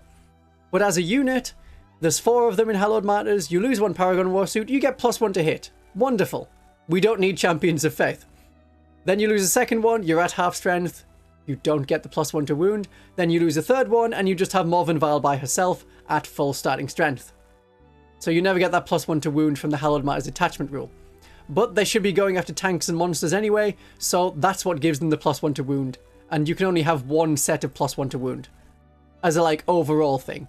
If the enemy is -1 to wound, like Celestian Sacresants are, then, and you had 2 ways to get +1 to wound, overall, you are +1 to wound. But you can never get more than +1 to wound.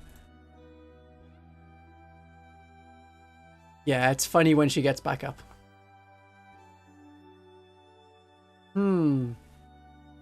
Yeah, there's not a lot of anti-mounted weapons. They tend to just be slightly tougher infantry anyway. And then they have more awkward movement rules for going up and around ruins. Yeah. Yeah, the Divine Intervention rule changed between the Index and the Codex. So anyone who dropped Hallowed Martyrs in the Index, you need to be aware that there's a different rule for it now. Hallowed Martyrs is good. People keep winning tournaments with Hallowed Martyrs. I played Bringers of Flame quite a bit because I found it funny to have an entirely infantry army when it wants you to take tanks and have people putting things into transports. Yeah. You have Orc players with lots of Squig Hog boys, because are they mounted? I mean, they'll be toughness 6 or 7. Missile launchers from the Exorcist that'll hurt them. Melter guns will be winning them on 3s. They are like light vehicles, very light vehicles. You can't really punch them to death very well, but we have a lot that can deal with mounted things of that, like, toughness and strength. They have a feel no pain as well, don't they? They're annoying for that, because they're Beast Snagger Boys, which is Primaris Orcs. Very annoying. Alright, we might as well do the Paragon Warsuits next. But Morvenn Vahl, I think Morvenn Vahl is A tier. I don't think anyone's going to say that Vahl is not A tier. We're happy with that. Say if you're not happy with that. Otherwise, I'll just accept that you're happy with that. Right, the Paragon Warsuits. They do have a new Champions of Faith detachment that does very well for them. Let's get Warsuits. Do I have any other notes on Warsuits? They're surprisingly fragile. That's an awkward thing. They're wounded on a 5+ by anything that's strength 4, just the same as Terminators are. They are expensive Terminators, but Terminators packing melter weapons and missile weapons. Okay, Deathwatch Terminators are better than Paragon Warsuits. But Paragon Warsuits are great. Only with Vahl? Except maybe in the Champions of Faith. I could see where we could say, okay, the Paragon Warsuits are B tier. Yes, they can be better in the Champions of Faith detachment. They are only A tier if they are with Vahl. So that's where I'd put Vahl in A tier and the Paragon Warsuits in B tier. Are we okay with that? Does that feel like a suitable compromise? People are happy? Yeah, that's a good choice, Scribbles. I'm glad you agree. If only they had a generic character. If they had a generic character, in that case, we would never see Morvenn Vahl. It depends what they did. If they were like way cheaper, it might be the same thing as we have Jump Canoness, why take Celestine? Sometimes you will still want Celestine.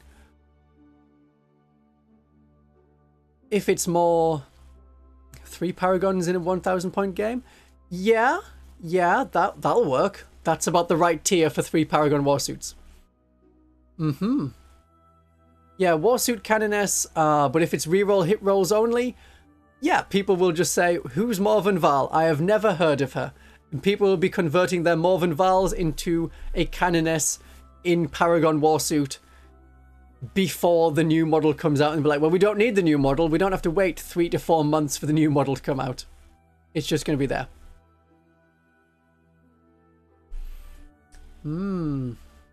Yeah, okay, yeah, I see how you could say, okay, if there's a non-Vahl character, then you can have a unit of Paragon Warsuits with Vahl, a unit of Paragon Warsuits with Canoness ?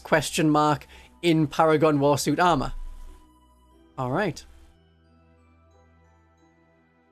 I'm just waiting for the lag to come back to like not be as bad on my recording thing, because I don't like watching myself several seconds, like too many seconds, like 30 seconds after I've done things.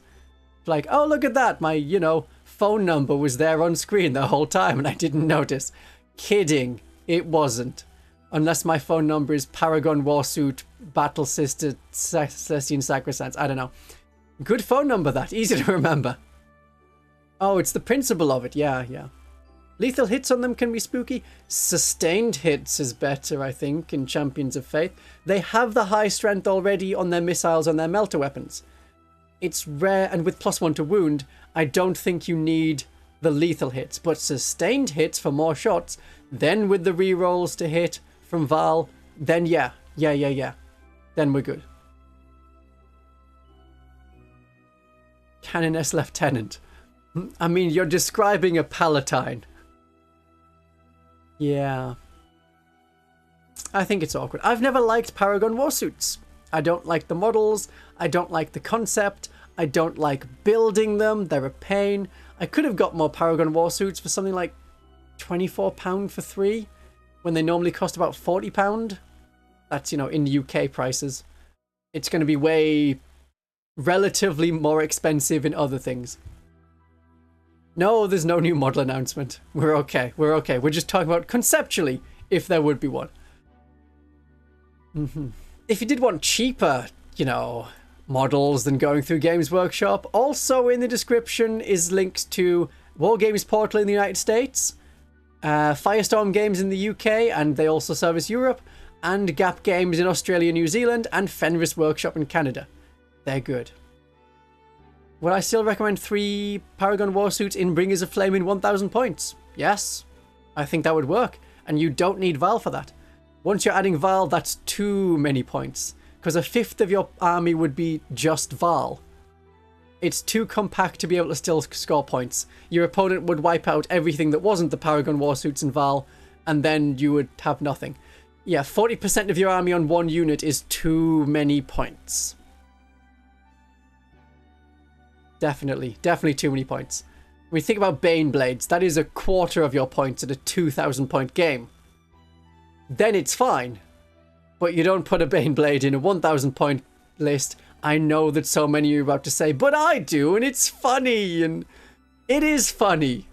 I don't think you'll win too many games if your opponent knows to shoot the little things. It's like the opposite rule to fighting Tyranids. You shoot the little things and ignore the big thing and hope it goes away. Yeah, so 3 Paragon Warsuits in 1,000 points. That's fine. It's a scary thing. I mean, you can take Vahl. Maybe you want them separate. At 1,000 points, you wouldn't need them together. They will murder anything at 1,000 points, but they can only really murder one thing at a time. So having them separate is an option. Then you have more units. If they got lost, the Paragon Warsuits could kill something and then hold an objective for a bit and still fire their multi-melters. 2 Shadow Swords, 2 Engine Seers, and a Commissar are 1,000 points. How convenient for guard players. Oh. I'm hoping they don't change up their super heavy tanks too much in the new codex. Because they're fun. I like having a Shadow Sword for my Gene Stealer cult. Yeah, otherwise, a lot of Battle Sisters. Would it be valuable having multiple Paragon Warsuits, Mythvor, and spamming Battle Sisters at 2,000 points? That would be viable. I'm considering just that for an army list in Champions of Faith. It's the Paragon Warsuits, 2 units of them, and a lot of Battle Sisters. Maybe some Seraphim for utility, maybe some Arco-flagellants and small units like Crusaders and Death Cult Assassins. Let's do Arco-flagellants. Arco-flagellants. Right, what have we got in Arco-flagellants? I think the Arco-flagellants are still an A tier unit. I know they're not as good as in the Index, because they were just powering through everything. The Preacher to give them +1 to wound is very good. They are sometimes annoying to kill, but only with small arms fire, and even then, they're pretty easy to kill. 2 wounds, toughness 3, no save. 5+ invulnerable save, yeah. No, 5+ feel no pain. 6+ invulnerable save, which they shouldn't have. But a 5+ feel no pain. They're good at smashing chaff. I've preferred Repentia since even before the Codex came out. But as a small unit of 3, if you don't have access to Crusaders, if you don't have access to Death Cult Assassins, Arco-flagellants are better. So I'm thinking of putting them in A tier. Does anyone have any other opinions on that? Because Crusaders are 5 points cheaper. Death Cult Assassins are 10 points more than 3 Arco-flagellants. Tempting. Mini jump scares for your opponent?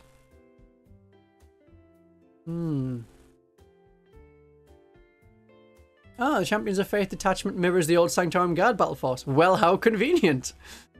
Yeah, I think it was probably written much earlier.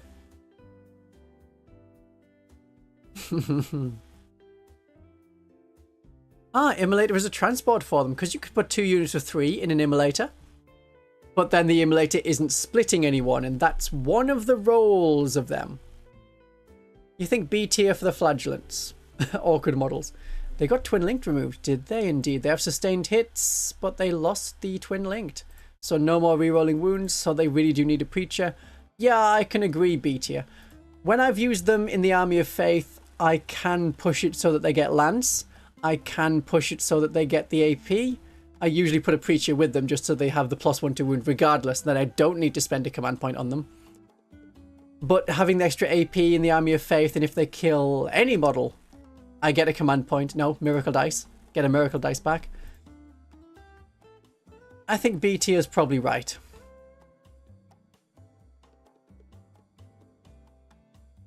Three Arco-flagellants is good for screening. Good action monkeys. Yes, they are objective control 1. Yeah, Arco-flagellants with Lance. It's okay. I mean, it's the same as the Preacher. Just +1 to wound. Strength 5, so you're wounding a lot of things on 2s, like infantry. You're wounding infantry on 2s. That's okay.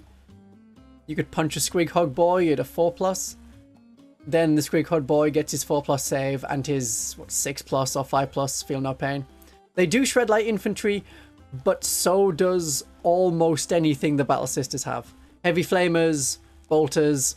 Repentia are good at it because Repentia are AP -2. They just disappear any light infantry. The problem then is the Repentia need to be getting into something else. Ah yes, they used to be good for farming miracle dice when they die. Yeah, it's a miracle dice when they die, but you only get one per phase. They can generate additional miracle dice in the Penitent host. There is an enhancement. Pretty sure there's an enhancement.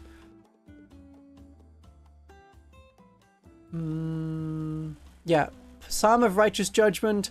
You can, when a unit is destroyed by a Penitent unit, you can discard a miracle dice. Well, you can swap a miracle dice for a miracle dice of a 6. It's a very good enhancement in that detachment to keep you getting 6s to get more charges. For like the second and third turn. Well, the third turn. I don't think there's anything else. Yeah. That's maybe the thing you're thinking of for how they generate miracle dice. Oh yeah, pre-codex they were very good. But no miracle dice on kill. Who's second to last on A? Oh, no, they're Death Cult Assassins. Those are Death Cult Assassins models. Because you still have them in Legends. They're still around. People have stopped recognizing those models. But they're still around. Or you can kit bash them. Right, so next unit. Any more preferences for which unit next? We've done Vahl and the Paragon Warsuits, so we're no longer shouting about them. I know that someone is still going to shout about them. But what do you fancy next? Seraphim. I can go with Seraphim. Oh, we can do more characters. Like Junith. No, I'll go with Seraphim. Oh, we got 2 for Junith now, so we're going to do Junith. Right. Democracy in action. Junith Eruita. Technically a flying woman. So, I know you can spend miracle dice to get a command point, but she has decent enough leadership that you can try it by herself. She has leadership 6+. It could be better. Yeah, 6+. She's one of like 3 battle sister characters that is 6+ leadership. Hello, Morvenn Vahl. The super epic heroes are leadership 6+. Do we have that in Celestine? Yeah, okay. You have to be an epic hero, and even then, not all of them. What about Aestred and Agathae? Are they 6+? Yeah. So you need to be a super special epic hero to get a 6+ leadership in the Battle Sisters army. It's any character in the Gene Stealer cult. Even the Clamavus. What are you doing, Clamavus? Are you having a 6+ leadership test? Yeah, the Clamavus is a 6+ leadership. So that's a shame.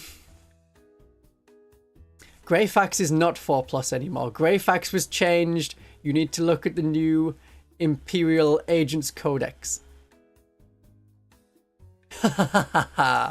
Junith can no longer go in a Rhino. Yeah, because she's mounted. And you used to be able to put her in Rhino because she was infantry and would go with Battle Sisters. But yeah, I think... what's she called? Greyfax. Imperial Agents. I think she's now in a 6+ leadership. Inquisitor Greyfax. You can't have it better than a 5+ anyway. That has to be your net, like, best thing. So she was still rolling on leadership 5+. And Inquisitor Greyfax. Yeah, 6+ now. In the Codex. There you go. Dreams ruined. Dogmata and Diologus have a 6+. Imagifier is a 7+ leadership test. Yes, Junith Eruita. I'll put the model up there. Yeah, this is the Pulpit Lady.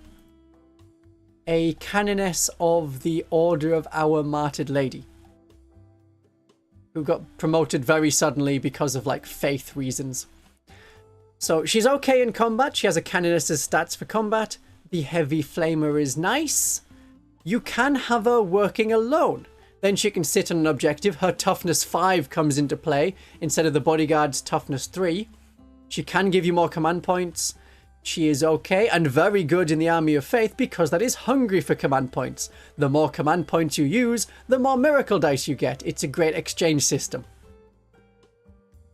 So I'm thinking B tier for her. She's not the best. Of all the epic heroes we could have, she's not the best. I can't think of anything other than she's very, very good in the Army of Faith. But otherwise, she's okay. I don't know if we have any strong thoughts beyond that.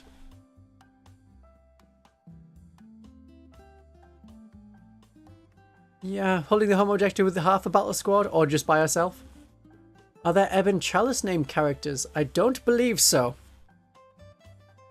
Now, of all of the characters we have, Aestred and Agathae are from the Order Pronatus. Demonifuge Ephrael Stern is Hallowed Martyrs. Junith Eruita is Hallowed Martyrs. Morvenn Vahl we establish as Argent Shroud. Saint Celestine is Hallowed Martyrs. Hallowed Martyrs. Our Martyred Lady.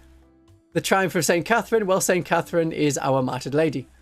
And Celestian Sacresant Aveline is Sacred Rose. That's all our characters. So no, we have no Ebon Chalice characters. What you can do in 10th edition is just take any character and pretend they are Ebon Chalice. You no longer have to have a sub-faction keyword that is tied to your detachment. So you absolutely can have Morvenn Vahl and Junith and Aveline in the same army, and it's fine. Yeah, pre-Codex she was good. After this, I'm okay with her being in B tier. I'm hearing no complaints to B tier.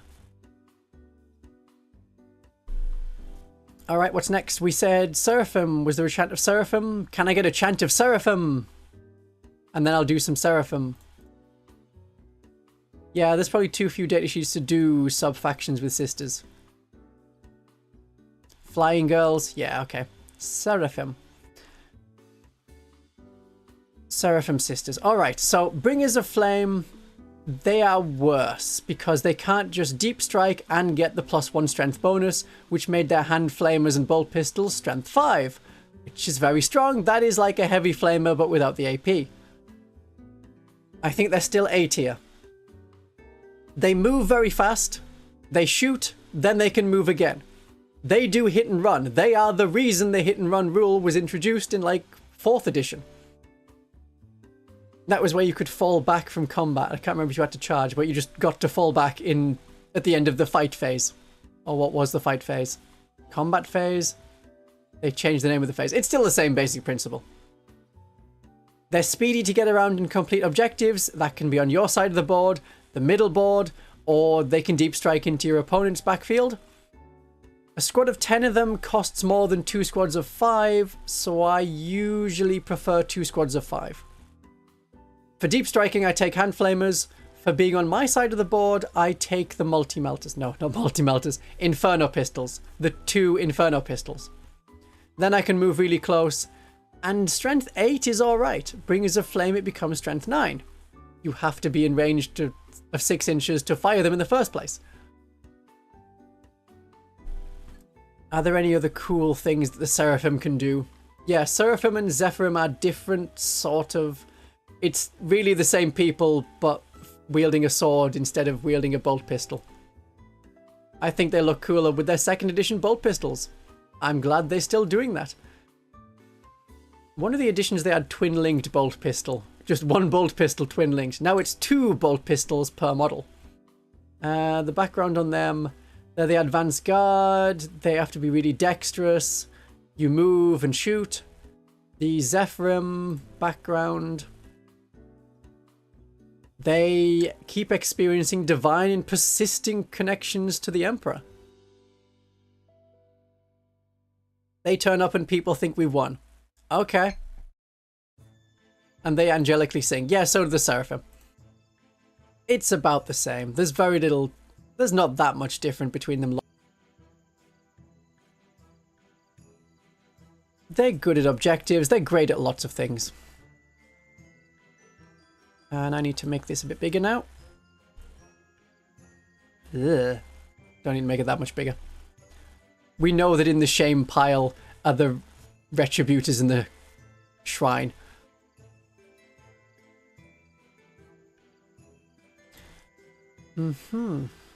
Yeah, the Inferno pistols are melter pistols. The Flamer pistols are called hand flamers. How is 2 lots of 5 better than 10? You can do more actions with them because you're in 2 different places. You can hold 2 different objectives.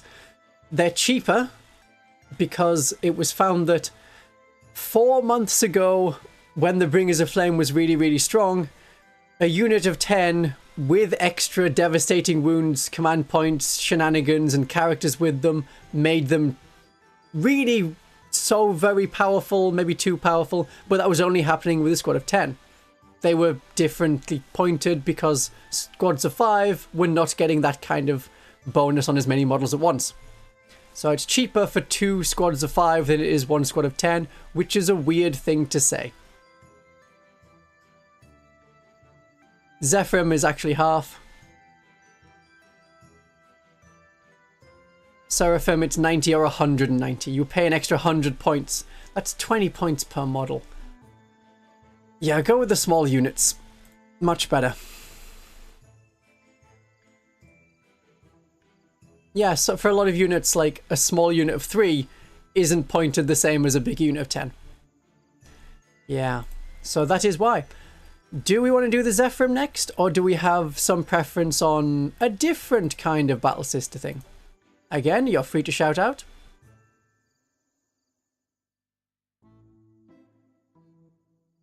Yeah, we'll do the Zephyrim. Okay. Oh yes, and then the jump pack Canoness is a good choice to do. So the Zephyrim are a better choice than their index version. I mean, that's been standard for battle sisters. We got better in the codex compared to the index. I put them in B tier as a... yeah, they're the pointy-hatted flying ladies. I was thinking about B tier for them. The Seraphim do what they do, but better. They are more combat-focused. The Zephyrim are cheaper than the Seraphim, but Assault Marines with jump packs are even cheaper. And an extra point of armor penetration on the power swords compared to the Astartes chainswords. That doesn't cut it when you're comparing it to the toughness and the wounds and the special abilities and the cheapness. So I think B tier is about right. Unless there's anyone like, oh no, they're amazing, they're actually A tier. It's taken a while for them to be cheaper than Seraphim, but that was the October points update, if I remember correctly. They're starting to blur, they happen so often. Just points update, points update, points update.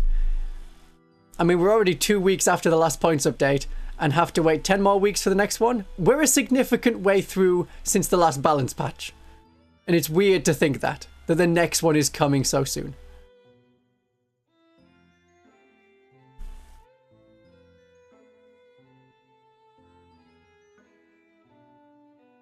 Yeah, they're more reliant on the leaders compared to the Seraphim. The Seraphim can work by themselves. With a jump Canoness, I mean any weapon on the jump Canoness, the power weapon of the jump Canoness will get the benefits of the Zephyrim with their lethal hits or sustained hits or both, but discarding a miracle dice at this stage. One or the other. That the power weapon, the power sword, the power maul, whichever one you have, is the only one that will get that bonus because the Zephyrim special rule specifies power weapons. So if you have the halberd or the big chainsword, that won't get the bonus of the Zephyrim. Right, I'll do the jump Canoness and then remind me I'll do Aveline. So, jump Canoness. Where have I left her? Somewhere around. Canoness with a jump pack. I think she's going to be A tier. She can do too many things. And they're good things. All the things she can do.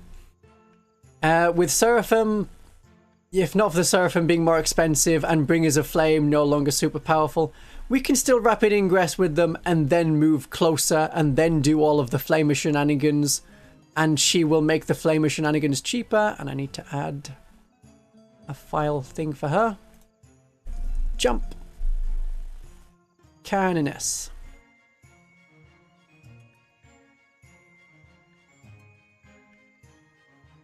The jump Canoness. Yes, okay, what else you can do? So then you can get within 6 inches in theory, and you got the devastating wounds. Then you get the bonus strength on things, and she can have a hand flamer. Cheap raw free stratagems are great in that detachment or in the Army of Faith, where you have jump pack units. Then you can have a defensive aura for 1 command point fewer, which is for free. Or you can have her by herself, flying around with a halberd hitting people. That's good. That also works. She can do missions. She's 75 points, so that's, you know, relatively cheap.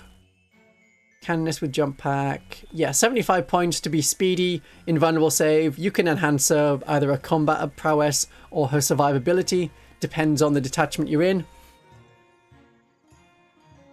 Oh yes, and of course, once per game, she can get 3 extra attacks and devastating wounds. Maybe I should use the jump Canoness more. Because I converted up a model. Just need to think about using her. And Flamer and Power Weapon. Probably that one. Blessed Halberd is nice. 5 attacks at strength 5. Holy Eviscerator gets sustained hits. So in a Zephyrim squad, you could have sustained hits and lethal hits, but you're only getting 3 attacks, so it's not that good. It's far too many to just fail. You're hitting on a 2+, but still. When I've been using an Abominant and it's 5 attacks in like the Biosanctum Brood Search, I'll still miss 4 of them. It's like statistics work as groups of 3. Okay, you should hit at least 2 out of 3 of these, and then all the others are going to be misses. And then it re-randomizes and I get 1 hit. It's awful. I wish I could hit with my big hammers, but never mind.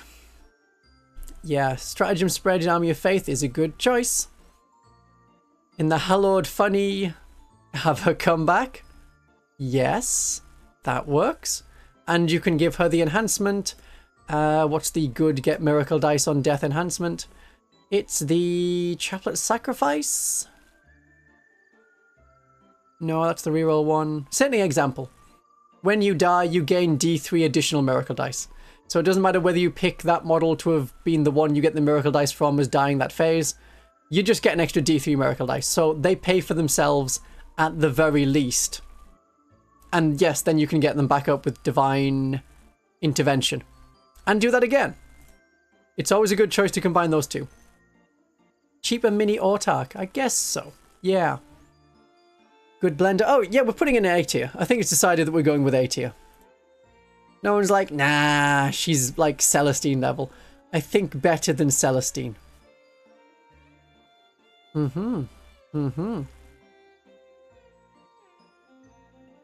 Oh yeah, the Leviathan keyword, the Leviathan mission deck where you could just advance, and as long as you were eligible to shoot, you could do an action. Then Pariah Nexus redefined what an action was. Alright, we said we'd do Aveline, so let's do Sister Superior Aveline. I've got to get a file up for her, which I did have before everything was, you know, it was done before it all was ready to stream, and then it reset. As always, there is some scuff. I have spelt Aveline differently. There we are. Celestian Sacresant Hero is how I've saved her. Alright, Aveline. I'm sure I have some notes on her. Celestian, perhaps? She's under Celestian. I have very limited notes for her. She is lone operative. She can do missions. That's it. That's all I've written down. She's kind of like the jump Canoness. She's a good one to follow. She can have 3 extra attacks, and her profile is like the jump Canoness's power sword, but with an extra strength. And then, yes, she still gets devastating wounds. Her demon thing of reroll hit and wound rolls against demon keyword units does not come up very often. I just want to check if in the Chaos faction, Chaos Space Marines, are things like Possessed still having the demon keyword? Or did they get rid of that because of how weird it was with the interaction of like Chaos Greater Demons? And then you go, oh yeah, just... You don't need a Master of Possession, just have a demon. They do have the demon keyword. Well, what do you know? Along with, you know, Obliterators, Mauler-Fiends, Venom Crawlers, Demon Princes. So you can stab them. Oh, she's fun in Crusades, yes. You could still bring her in a tournament. You can bring her in your normal games. 40 points with Lone Operative, that's all it needs saying. You reckon A tier? That is even cheaper than the 2 Death Cult Assassins. 45 points, so it's 10 points cheaper. That's probably all you need. And same number of wounds, same toughness, yeah. I think she's going to be an A tier. And in Hallowed Martyrs, you can bring her back. Rule of Cool works. A slow jump Canoness, but still has Lone Operative, which the jump Canoness does not. I'm happy with that. The Avatar of Cain is demon? Does that still have the demon keyword? I know it used to. Like, 4th edition. Avatar of Cain, let's see. Surprise me, it has the demon keyword. Good. Good. I'm glad that's continued. That's funny. Yeah. The Warp and Demons are just different emotions. We stab the bad ones. And the good ones go to the Emperor. And only come from the Emperor. So it's all fine. Alright, that's Aveline done. Don't say Gilliman has the demon keyword. He surely doesn't. You're making it up, but I'm going to check anyway. Which character do you want to do next? Assuming you want to keep on with characters. We do have quite a few characters still to cover.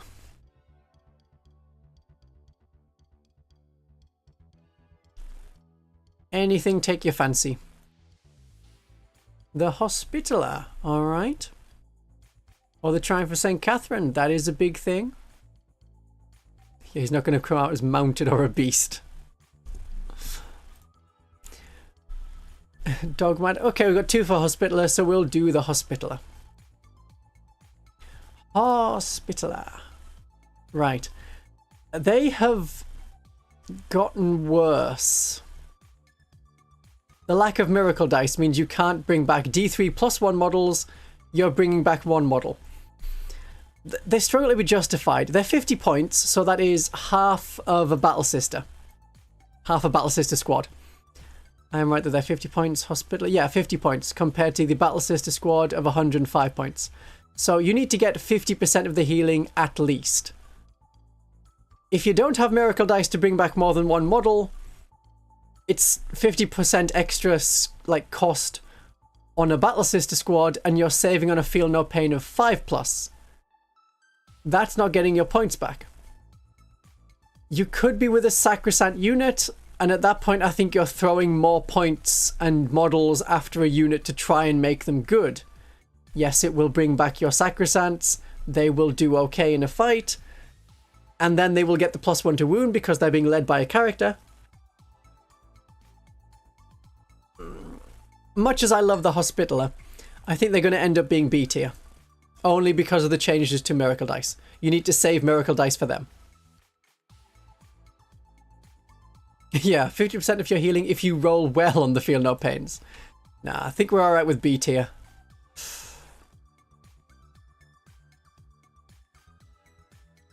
Alright, we'll just hide the C tier of shame. So we still have the good ones. Yeah, she's not useless, she's rather good. Okay, we've agreed on B. I mean, the model has a stupidly big base. It's a nice diorama piece. It should be separate. And, yeah, base size is just stupid. Alright, yeah, so the Miracle Dice change has indirectly affected them, because if there's not as many Miracle Dice, you're not doing so well. Which is why I'm thinking maybe I should drop her from my prospective Champions of Faith list, because I've got her with Sacresants in that. But if I then have to spend Miracle Dice on her, it's not great. Okay, any other characters? Shout out a character name, and when we get 2 of the same, I'll do that one.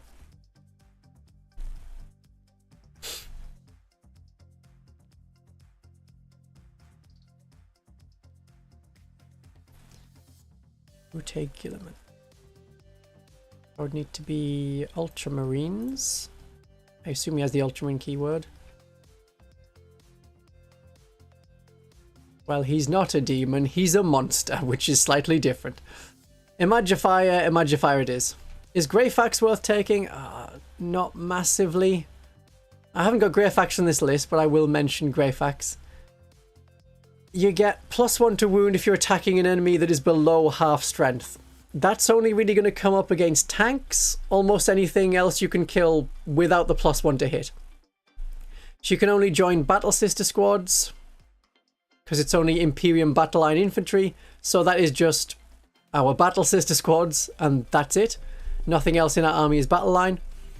If you're fighting Psychers, if you know you're going to fight Psychers, you have Anti-Psyker 4+.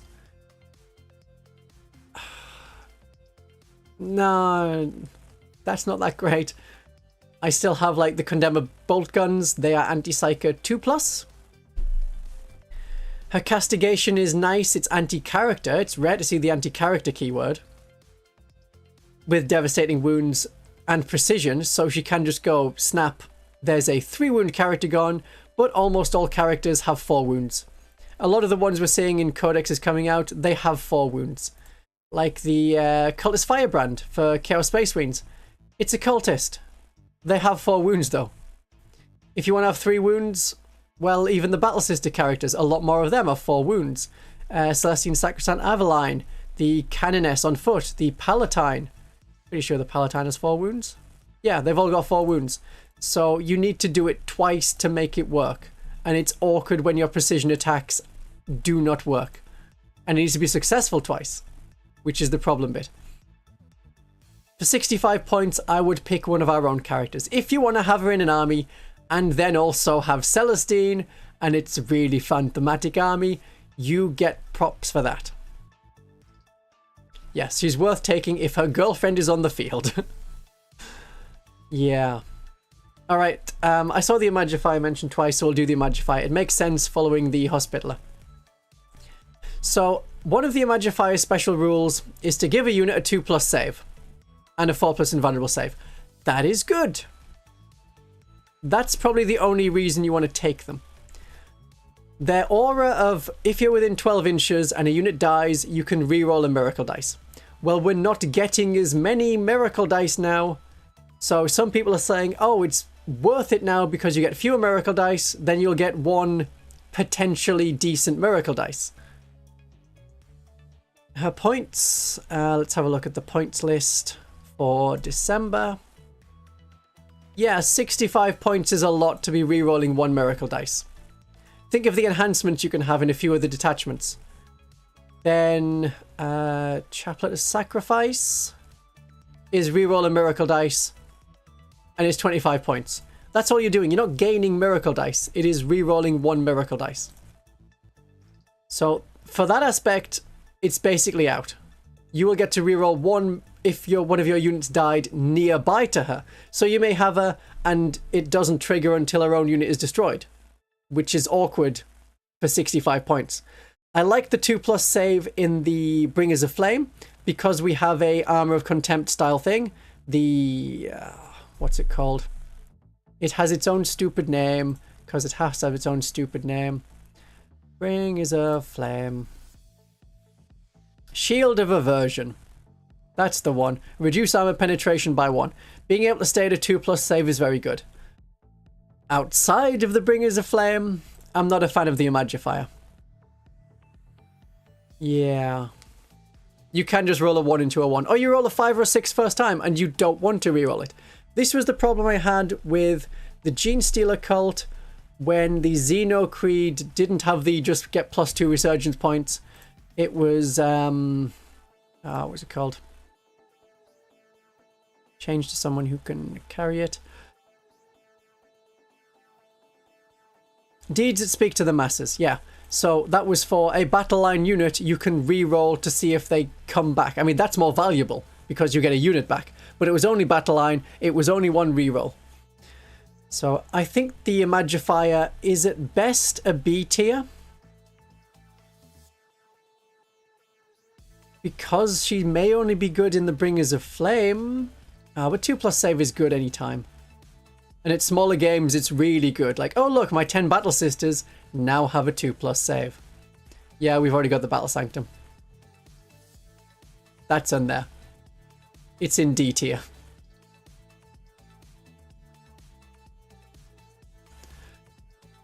Are we okay with her being in B? And then we'll do Aestred and Agathae as the next banner. I'll leave her in B. No one's going to complain about B, so I'll leave her in B. Alright, Aestred and Agathae. So, yeah, it's... I don't know, it's an okay statue. It always messes with my eyes, the way that the sword is not straight down the middle. It looks like the statue is bent. Like someone's taken the pole, which goes vertically, and then suddenly you get a sword that's going laterally. I don't like it. 3 Imagifiers sounds good with battle assists and 3 Palatines. Or for that point, you can have another 205 points. Hey, you've almost paid for an Exorcist instead of the 3 Imagifiers, which is what I would do instead. And Palatines with battle sisters, it's an okay choice. I have run it several times. It works. But there are other potentially better options like Novitiates. Potentially. Battle sisters are a good second. Alright, we're doing Aestred and Agathae. Aestred and Agathae. Banner Lady. Other Banner Lady. We'll put her in C while we're figuring it out. Aestred and Agathae.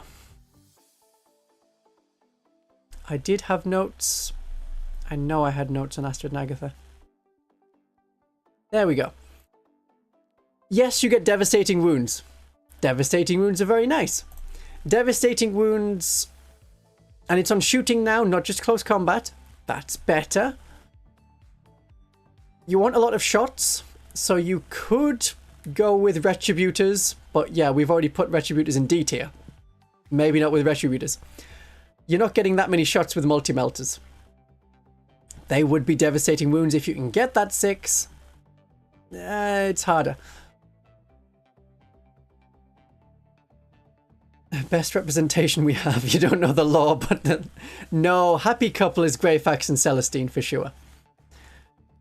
Aestred and Agathae are like, there's the person who spends all the time sewing and the person who spends all the time reading and writing books about people sewing. Oh yeah, Dominions with Stormbolters. So that would be 4 Stormbolters getting 4 shots each. That's 16 shots. And then 5 other battle sisters with bolt guns. That's another 10 shots. That's 26 shots. And then whatever you got on the superior, which could be a hand flamer. Devastating wounds. It's on the wound roll. So yeah, 30 shots. That's an average of 5 devastating wounds. I like that. I like that a lot more now that mathematics has been done. I'm also enjoying Stormbolter Dominions more. They are very good for getting rid of enemy infiltrators. Things like Von Ryan Leapers, Pure Strain Gene Stealers, Space Marine Scouts, Tau Stealth Suits. All of those have 2 wounds. And the wounds you have, the damage on a Stormbolter, the special Battle Sister Artificer Stormbolter, that's 2 damage. They're very good. They got an indirect buff because the Miracle Dice nerf? Maybe. It is a bit expensive, and yes, you can have a Paragon Warsuit for that. The AP 0 only goes away if you're in the Army of Faith. Then you can be AP -1. But they're underrated as weapons, because a lot of people just go with Flamers, and yeah, you have okay Overwatch. Or you have Melter weapons, and it's just go with Melter guns. People go with Melter guns. So Stormbolters are nice. -2 with the Castigator tank, yes. So you've got to hit them with the Castigator tank, which means you need line of sight with the Castigator. That's why I like Army of Faith, because just being able to say, hey, you are -1 AP now, or my weapons are an extra -1 AP, and as long as I kill at least one of you, I get a Miracle Dice. So that's why we get it. Yes, we get more Miracle Dice from the Scribe, don't we? When the unit dies. Aestred and Agathae. Is there any other special rule I'm forgetting? Why, when Agathae... Each time you destroy an enemy unit, you get another Miracle Dice. Yeah, I see how this is an indirect buff. Okay. When Agathae is destroyed, you gain D3 Miracle Dice. So you put them in a unit, you take the wounds first on Agathae, because they are... Are they both characters? Ah, they're both characters. That's a shame. Neither one is like not a character model. They're both character models. So you would have to lose all of the Dominions and then lose Agathae. But then you'd potentially get 1 Miracle Dice from losing the Dominions. And then you get an extra D3 anyway. Okay. That's better than I thought. Yes, you could bring her back with Divine Intervention. Uh-huh. Wish the Sister Battle had a Rhino chassis variant for flails on the front. Are you thinking like one of the funnies, the Minesweeper funnies from D-Day, where she's got spinning balls, which is meant to destroy mines? That's an option. And they have grenades. They've got okay grenades. Could she work with Sacresants? Sacresants have not a great number of attacks. No, they've got an okay number of attacks. It's devastating wounds in combat. The Blade of Vigil is fine. It's an okay combat attack. 4 attacks, strength 5, AP -2, 2 damage. It's a little better than a Canoness. See, for 85 points, this is better than a Imagifier. Forget your Imagifier. I know you can only take 1, but let's have 1, Aestred and Agathae. So we've gone from the codex where, oh, you only get devastating wounds, no, the index, where only devastating wounds and index were in combat units. It was only melee attacks. That was bad. Then we got them in the codex and they're like, yeah, it's okay. Now it's like, I am so hungry for miracle dice. Please give me miracle dice. Oh, look, miracle dice. I am more tempted to take Aestred and Agathae in a game now. I'll use an Imagifier and I have scribey looking people. Like Astropaths, Imperial Guard Astropaths. So that's a choice. Yeah, she could work with Sacresants. Number of Sacresant attacks you're getting. Celestian Sacresants. It's 3 per models. It's 15 shots. It's half the number that the Dominions are getting. Assuming you were rapid firing with the Dominions. But that's, you know, assuming that you were in close combat with the Sacresants. Sustained hits can potentially give you a few more. It's a little expensive, but... Is it a dumb idea to run 60 Battle Sisters? No, that seems like a perfectly fine thing to do at 2,000 points. Have a lot of units, generate a lot of miracle dice and the objectives you have a lot of cherubs. Yeah. 13 is such a bad number squad. Yeah, it is for getting in, like... Yeah, because you could run Aestred, Agathae and a Diologus in the same unit. Then you can use a miracle dice on the squad. The Diologus can change it to a 6. And that is now a devastating wound on your multi-melter. Yes, specifically Battle Sisters, yes. It's an okay thing. I know it's awkward for like 13 models. Do I put her in A tier now? She is expensive for that combo. Okay, that's worth a poll.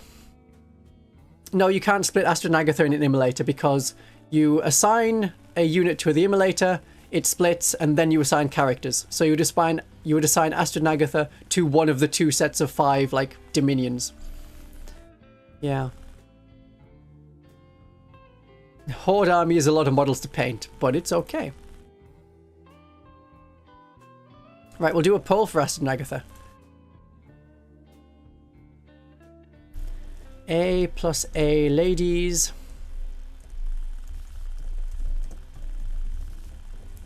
Are they A or are they B?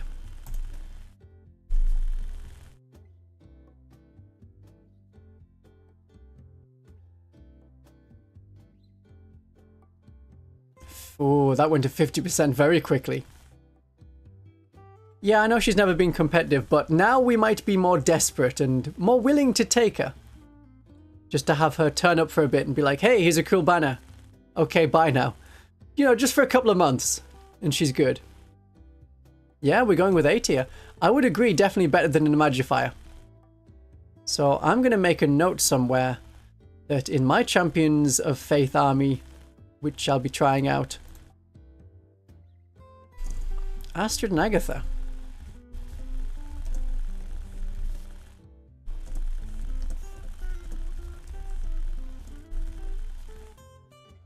Was there anything else I really wanted to try out in the AM, in the Champions of Faith? Obviously, Paragon Warsuits. I never know. That's okay. Junith? No, yeah, maybe. No. No, don't need Junith. Canoness. I'll think about it when I get to it. Okay, who's the next character? Who's next on the list? Yeah, we still have lots of A tier units. You voted A because both their names start with A. That's understandable. Palatine, yeah, we can do Palatine. You reckon you need to normalize? I know we need some, like, basic things. Okay, we'll do the Palatine. Yeah, if Retributors cost less than Havocs and things, it would be important. Yeah, Retributors, Aestred and Agathae don't fit in an Immolator, you would need a Rhino. I know it's awkward for that. Yeah, the sustained hits. It's okay. What, you want 3... What was your comment about vehicles? Was it like 3 Castigators, 3 Immolators, 3 Exorcists? It's okay. I would suggest Hallowed Martyrs if you're doing that. Yeah, I see the whole thing of like splitting datasheets is awkward. They did that with the Genestealer Acolytes, they did that with the Tau Battlesuits, and it doesn't quite feel right. You can still play the Legends Tau Battlesuits, and then you can have a mix of units. 3 Exorcists and 3 Castigators. Yeah, that's okay. I mean, maybe 2 Exorcists would be enough Exorcists. But that's pretty good. That should work okay. Or you can have 3 Armigers for this, you know, cheaper. So that's an option. But I would say Hallowed Martyrs because then they'll get better as they get damaged. Or you could do Bringers of Flame, then they're speedier. You just need to get 6 inches. That's not worth it. Not with tanks that have that longer range. Yes, technically you can run more units of them and it's easier to balance. So that's where I think they'll change just the points on the weapons. And say, yep, Retributors are 125 points. For every multi-melter you take, it's an extra 10 points. There we go. They're balanced at 160 points for 5 sisters. That sounds right. Yes, definitely. What's that? 33, 32, 33 points a model? Mm-hmm. Okay.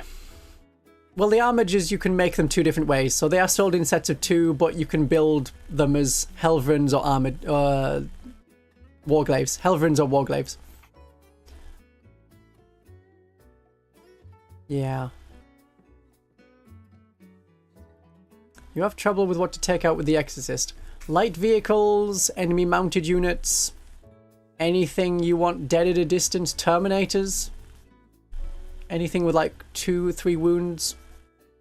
Those weird lone characters that keep popping up around the place. Like the equivalent of a jump Canoness running around by herself. That's a good thing to shoot with an Exorcist. Alright. We want to do the Palatine. Okay, the Palatine. Palatine, come up to temporary C tier while you're in waiting. The Palatine is still an A tier. I know we have fewer Miracle Dice, but when you spend Miracle Dice, you spend it on the Palatine. She is the place you will put Miracle Dice regardless. If you can wound the enemy, so if it's not a really difficult to wound vehicle, if it's something you're wounding on like a 4+ or a 5+, she's strength 4. She really needs an enhancement, but you give her an enhancement to make her combat things better. Every detachment does the Champions of Faith have a better combat thing? Yeah, that's right. There's the Mark of Devotion. Bonus attacks. Doesn't increase the strength, which isn't great. Yeah, it's bonus attacks and damage. I've already scratched that off my list for Champions of Faith. But outside the Champions of Faith, as long as you can wound, so you want to boost her strength to at least 5, then she's wounding pretty easily. Every time you get a successful wound roll, that is also a mortal wound, as long as you discarded a Miracle Dice to get Rapturous Blows. This is before Games Workshop says, yeah, we're just having Miracle Points now. What's a Miracle Dice? What would you get in the Bringers of Flame? There is 1 combat enhancement. That is the only combat thing in Bringers of Flame. Righteous Rage. You can discard more Miracle Dice, and you get an extra attack and a strength for each Miracle Dice you discard. So that would be 2 Miracle Dice to be 5 attacks at strength 5. I see what you mean about more of this detachment being dead than expected. But you don't take this detachment for combat things. You shouldn't. So the Palatine is now not a great choice in that detachment. How likely do you think a points change will be? Well, next time in March they can change rules and points. So they might say, yeah, it was a bit overdone, and change a little bit back. Or they might want to commit and say, no, this was definitely necessary. 40% win rate on Sisters is fine. And then maybe drop some of our points. A lot of points. So a point change on a few units is likely. Not that many units. Yeah, Miracle Dice nerf is upsetting, but it's still where you spend Miracle Dice. I think we're still on an A. Give her Lance with a stratagem or extra AP, but probably Lance because she wants to charge and get that higher strength, or +1 to wound. Then she can wound vehicles at a 5+, and she has lethal hits anyway, as long as she's, you know, fighting something. Yeah, I think we're going with A tier. I don't think there's any way that she's not still A tier. Because she's worth the Miracle Dice. The Lance thing. There's a stratagem in Army of Faith where you get the Lance special rule. Lance is +1 to wound on a turn you charged. It's not an actual Lance. It is called... not Divine Guide. Faith and Fury? Yeah, Faith and Fury. You get Lance, and as long as you destroy one enemy model, you gain a Miracle Dice. I do remember when Armor of Contempt was removed in 9th edition and we got more nerfs while all the Marines got free war gear. I made at least 2 videos about it at the time. So yeah, that was... Armor of Contempt was a rule brought in 9th edition when everything had at least AP -1. Like, everything. Almost all the Space Marine bolt guns, Tau Fire Warriors had AP -1, Orc Choppers were AP -1, Eldar Guardian Shuriken Catapults were AP -1. Everything except Battle Sisters was AP -1. Then it was said, okay, we're going to have this Armor of Contempt rule. There were 2 other rules called Armor of Contempt already around in 9th edition, where it was if you're in power armor or if you're a faction that is power armor, everything on your army ignores 1 point of armor penetration. So it didn't go great for weapons that were AP -1 that should be AP -1. But it meant that Chaos Cultists, Chaos Spawn, Battle Sister Tanks, Arco-flagellants, all were ignoring 1 point of armor penetration. Then, right at the... I mean... I don't know if Katachan Guard Knives were AP -1. Yeah. Yes. Then, at the very end of 9th edition, they were like, okay, we're going to do this new thing with points, where points are free for almost all weapons. And then in a Space Marine squad, it would be, yeah, on a tactical squad, the Flamer is free, the Power Fist on the Sergeant is free, the Plasma Pistol is free. The Multi-Melter, if you want a Multi-Melter, that's 10 extra points. Or you can have a Missile Launcher for free. There we go. That works. Except Battle Sisters lost the Armor of Contempt rule, didn't get any of those bonus things, and Repentia went up in points. And it was just this big kicking in like March 2023, just before 10th edition. Yeah.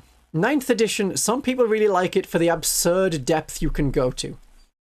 There was like build your own detachment rules, essentially. There were really detailed detachments with, I was going to say, you know, your own enhancements, but that's not unusual now. But there was like 25 to 30 regular enhancements, and then you got bonus ones depending on your sub-faction. It was very bloated. Painfully bloated. I didn't like the bloat. Is that why bolters are AP 0? Thank you, Wen Bintan. Is that why bolters are AP 0? No, the reason bolters are AP 0 was the change between 7th edition and 8th edition. They got rid of how armor penetration worked. It used to be anything that's AP 4 would ignore an armor save of 4, 5, or 6. Bolters were AP 5, meaning that if you were an Imperial Guardsman or an Orc with a 5+ or 6+ save, you did not get a save. Yeah. And there were pages upon pages of A4 pages of stratagems, and then supplement books that would give you even more stratagems. Oh, it was bad. 10th edition is fun for homebrew, yeah. A lot of the things you could build in 9th edition, the Eldar one that you could build your own detachment was better potentially than the like main ones you could get, like Ulthway Craftworld, Siam Han Craftworld. The Battle Sisters were not really as good. You could go, okay, my order really loves multi-melters, and we get a small bonus on multi-melters. But that's it. Yes, the 2-hour stream will go to 3 hours, but we're not that far. There's like 8 things left. That's okay. It'll be fine. Maybe we'll stick to 2.5 hours. I still have energy, so I'm fine.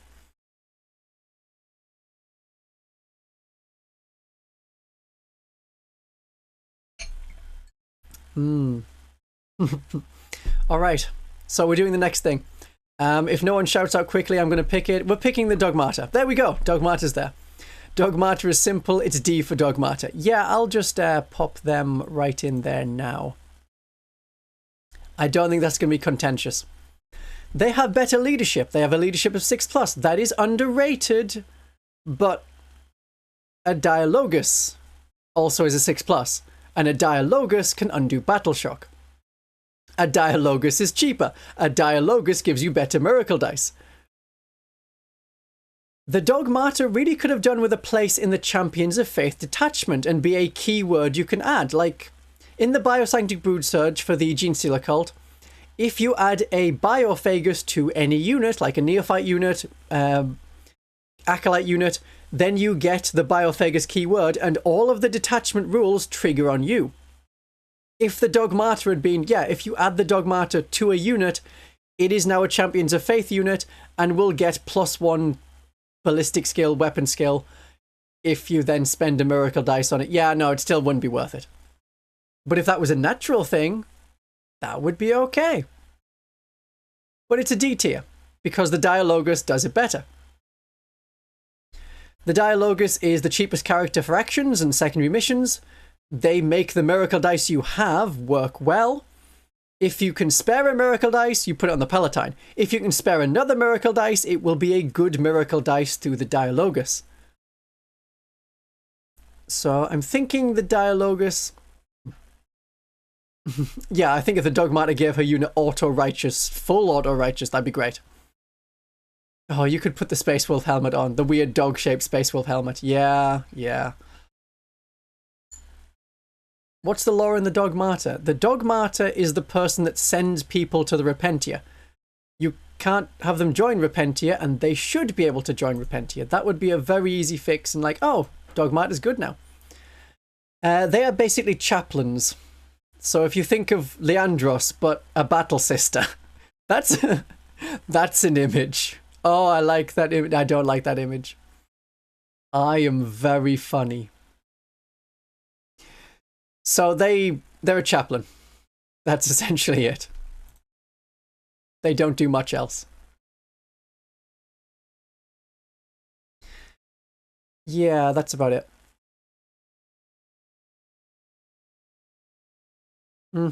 Yeah, oh yeah, that's right. The chaplain gives +1 to wound.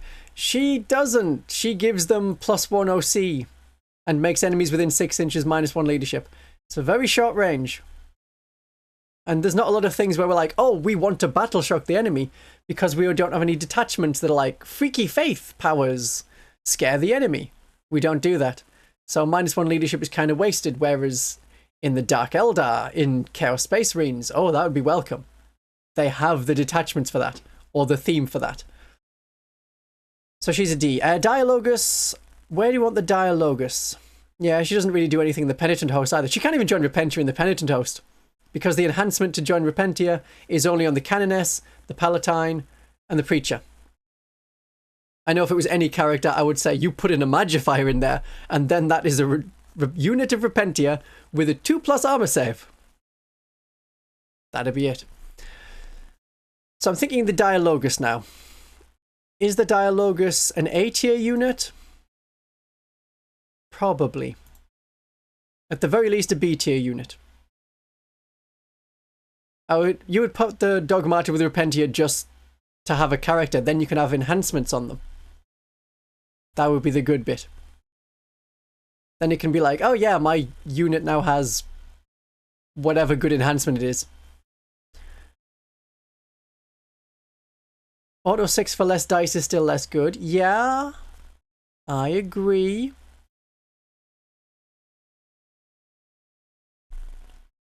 Right, I'll put it as a poll. We haven't had a poll for a bit. Diologus. Are we going for A or B? I think we're all agreed that it's up there. It's not a, oh, it's only in one detachment they work, or just plain bad. So it's a poll. You can click the button to vote. And so far, it's very strongly for A. Quite strongly for A. Half A, half B. Slightly more for B. We're going more for B? No, we're going for A. Oh, this is very high. Somewhere between low A and high B. Not an auto take. I'm still tempted. Is it? You don't even need to be leading a unit. Oh, you do have to be leading a unit to change the miracle dice to a 6. So you can't just be by yourself and go, oh, pass the save. Yeah.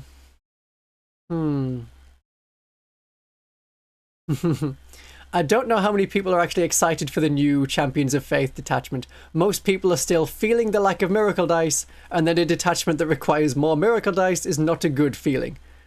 But if you love Warsuits, it's a Warsuit detachment for Warsuit appreciators. Good, yeah. I have a list that's planned. I'm planning the list, and then we'll see how it goes. But as I have many armies, whilst this is a bad for a bit, and I am a little bit bitter, just a little bit bitter, I can play lots of Genestealer Cult, who remain very good, and I like the new Cult Ambush rules. I'll do a review of the Cult Ambush rules after some games played.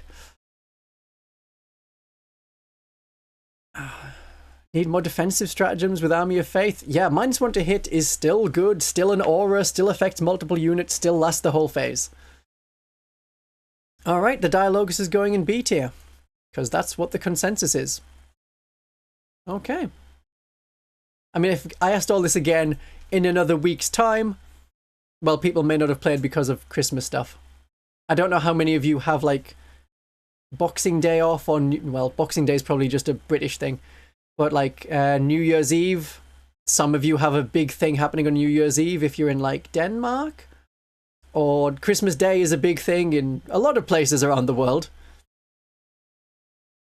So it's like a 3-day miss, 3-day gap you miss. And then you're in that weird state between Christmas Day and New Year's Day, where it's like sometimes a work day, sometimes not. Australia also has Boxing Day. Awesome. Boxing Day is just the day after Christmas, which is also a national holiday in the UK. I don't know if it has anything special related to religion. Probably one of the religions. I feel I should explain Boxing Day. Oh, right. The idea about Boxing Day is for people who have to work on Christmas Day can still get a day off. And it's like the day after. So you're not meant to work on Boxing Day and Christmas Day. There's someone meant to, like, take over for you. And even then, a lot of places, unless they're very busy, which, yeah, emergency services will be, you only do like a half day. It's called sometimes Second Christmas Day in Germany. Also a public holiday. It's not just a British thing. Oh yes, all of the great nations of the Commonwealth have it. Well, most of the great nations of the Commonwealth. Australia, Canada, New Zealand, everyone has it. People used to be presented with gifts. Nice. No, that's like New Year's Eve. Not as many people go out on New Year's Eve. On New Year's Day seems to be a bigger thing. Yeah. Your best colony doesn't have it. Oh, I can't even say one of the ones that isn't Australia, because if I say Canada, Australia will get upset. If I say Australia, then Canada will be like, oh, no, don't worry about it. And then actually be sad. And then New Zealand will be like, do we even exist in your mind? Second Jewel Day in Denmark. Yeah, see, these are all places that actually get a holiday in addition to Christmas Day. It seems such a minor thing in the United States. They have such hype about Christmas Day, and then it's, you know, 10 hours of traveling between a couple of houses, saying hi to people, opening a few presents, and okay, we're done. Back to work tomorrow. Back to school. Let's go. So weird. Countries are like that. Everyone's country is a bit weird. Who have we got left? We have the Canoness Repentia. Oh, we haven't done quite a few units. All right, give me something else. Do people get drunk on Boxing Day? Not necessarily. You tend to watch all the TV you taped on Christmas Day. Have I dated someone from the USA or what? No, I've just met a couple of people. I chose not to date them. At which point everyone's like, good on you, man, good on you. Yeah. Generally, it is a big drinking holiday, yeah. Triumph, Repentia Novitiates. If anyone wants to say another one of them again, then we'll have 2 votes compared to 1 on everything else. Sleep in on the 25th in Denmark. Yeah, I know Denmark does a big thing there. Right, Repentia. Repentia is what we do next. Repentia. I think they're going to stay in their C tier position. Because Repentia are still too expensive. They work in the Penitent Host. Probably only in the Penitent Host. They do okay in Hallowed Martyrs. I think there will be some way to make them work in Champions of Faith. That's a decent option. In my initial review, I was like, okay, if you spend a miracle dice on them, they can be righteous. Because any unit can be righteous. They don't get the +1 to hit in close combat with the improved weapon skill. But they have access to the stratagems then, and it feels painful to have to pay a tax to get access to the stratagems. But then you can have lethal hits for 1 command point, which goes with their existing sustained hits, and as long as you have the superior alive, you can reroll all failed hits. That can be a lot of really good things. The big smash combo in the Penitent Host attachment was 10 Repentia and a Palatine with the enhancement that lets you join a Repentia unit, and then you have lethal hits and sustained hits on the same squad. So this is a way to get it without spending all the points for a Palatine and being in the Penitent Host. It's really good. Still no characters can join them outside of the Penitent Host. And then you need to decide, are you paying for a Rhino on top of that, or are you going for just strategic reserves? I think they'll be quite weak in the Champions of Faith, and quite weak compared to, say, Zephyrim in the Hallowed Martyrs. Yeah, because if you take some casualties in Repentia, you usually take a lot of casualties. So I think they're stuck to the Penitent Host only and could do with a points drop. Yeah, they're way too expensive. C for casualties. Oh, you've worked in the United States and you've heard of the concept of holidays. Oh, it's painful to hear. Here I'm like, okay, we get 2 weeks off minimum. And if you've been there long enough, it's closer to a month. Well, it's like 20 days. 20 days off. Yeah. Okay. Repentia is A because everyone expects the uwu girls to be angry. And you get the blood-soaked insane women. Maybe. Yeah, maybe. I think they're not going to be used too much outside of the Penitent Host. I'll try them. I'll see if I can get them to work in the Champions of Faith. They don't work so well in the Army of Faith. No, they just don't. There's nothing to get them into combat. As a melee deterrent hiding behind ruins, I have done that before. Just have them at the back. Something comes in and then you countercharge. The problem is if something comes in reserves, like Seraphim, and then they shoot. And they just die. How about we do World Eaters with guns? Mm-hmm. Yeah, oh, some people are at work right now. You're doing a good job. Stop being a day ahead of us. Sororita on Christmas Eve in Australia and also at work. I know someone who was a chaplain in the British Army, and he would try and get his unit always to be working on Christmas Day because the work they did was so minor. It was like, yeah, I mean, as long as we're not actually going to be attacked, as long as we're not deployed to one of the countries in the Middle East in an active war zone, we'll be on easy duty and it'll be fine, and you'll probably be on a half day. And then people will come in like the next day or the day after and be expected to do a full day of work because it's their shift. Get Christmas Day off, Boxing Day off, and New Year's Day off. Yep, that's the standard compulsory public holidays. Everyone's meant to have them off. unless there's a very good reason, then it's like, yeah, because there are some people still work on those days because of essential services. What is essential has changed on and off depending on whether it's plague years or not. Cashiers became an essential service between 2020 and 2023.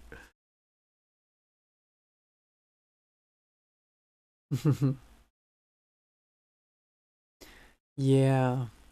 The answer is more working. It's painful. It sounds really painful in the United States. I have talked to people who came over like for university from United States into Britain, and they're like, why is everything weird and different? Is this communism?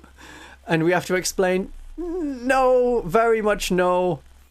Just at one point we did a little bit of socialism, and then we had the post-war consensus for a bit, and then we didn't.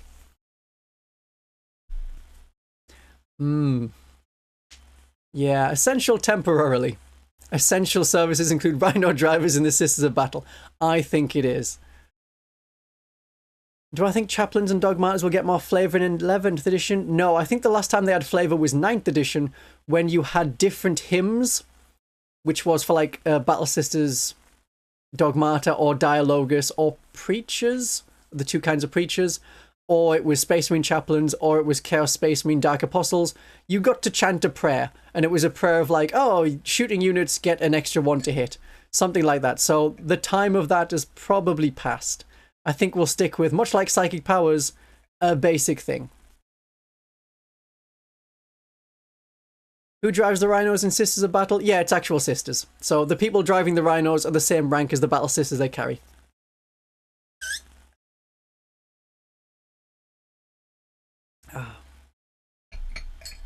Full-on Sisters, yeah. Alright, so let's do the full-on Sisters, because the Battle Sisters, the regular Battle Sister squad, is down here by itself. So, Battle Sisters. Some of this was alphabetical in my notes. I should have been deleting them as I go. That's a Battle Sanctum.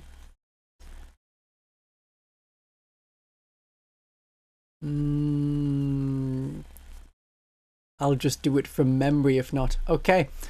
They do the getting of the miracle dice with the simulacrum. They all have simulacrums. As long as you control an objective, and you should with their objective control 2 bodies, you get a miracle dice from that objective. Unfortunately, on a 1 to 3, you do not get a miracle dice from that objective. You have a cherub. If you spend a miracle dice on them, so that's more your actual combat ones, you get a miracle dice back. If you have a useless miracle dice, you probably put it on the Palatine or Hospitaller if you have one, or throw it through a Dialogus. Or, yeah, you can just throw it away on, I'll make 2 bolt gun shots on this unit, you know, pointlessly. One of them will be a 1. I use the cherub to get a new, better miracle dice for later on in the phase. That can work. They have sticky objectives. In Pariah Nexus, they are battle lines, so get a little bit of battle line bonus. Those Pariah Nexus cards are still hard to find. They seem to be, like, out of print. I really think Games Workshop, for something that's so essential to play the updated current version of the game, I think Games Workshop should have printed them like replacement cards in the White Dwarf. Because White Dwarf is far more available than a deck of cards that cost like £25. And because they were the Leviathan mission deck, but slightly tweaked, a couple of cards had changed, they could have just said, here's your 8 new cards, add them to the Leviathan deck. But they wanted money, you see. They need more money. Always more money. No tech sisters? I mean, not in the game. In the lore, there are mechanics. So it's fine.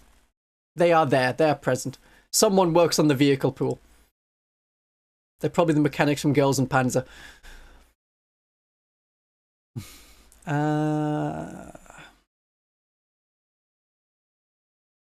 Double cherubs is kind of a huge change. Double cherubs will mean you spend 1 miracle dice and hope it's a good miracle dice. You will get 1 back, and then the Retributors will then die. Yes, Wikipedia has them all. It's just awkward to try and use the app to track your cards, and then you can't easily see what your opponent's cards are the way you can with actual physical cards. So Wikipedia is an option for the cards, but it's not the best option. Yes, I mean, printing the cards and putting them in sleeves is okay if you can get printable copies of them. I've watched the animes. It has happened sometimes. Yeah, Girls and Panzer is great fun. And Witch of Mercury, that's a Gundam one. Gay girls drive giant battle suits. A lot of fun things. Yeah, there are battle trackers. Alright, New Recruit has one as well. But again, it's an app on either a phone or a tablet. It's hard to see what your opponent's got just easily. They can be doing things and I can be looking at their cards and reading it out rather than having to take their phone off them and read it from it, which is a bit more awkward. Right, so Battle Sisters. I'm thinking Battle Sisters A tier? Probably A tier. I mean, if you want to kit bash your own model, you could use Diologus rules or something. That could work. I'm thinking Battle Sisters, regular Battle Sisters are still an A tier unit. They get us the Miracle Dice, they do basic things. Essential battle line, but not a strong standout? Ooh, alright, looks like this is a poll. Basic Sisters.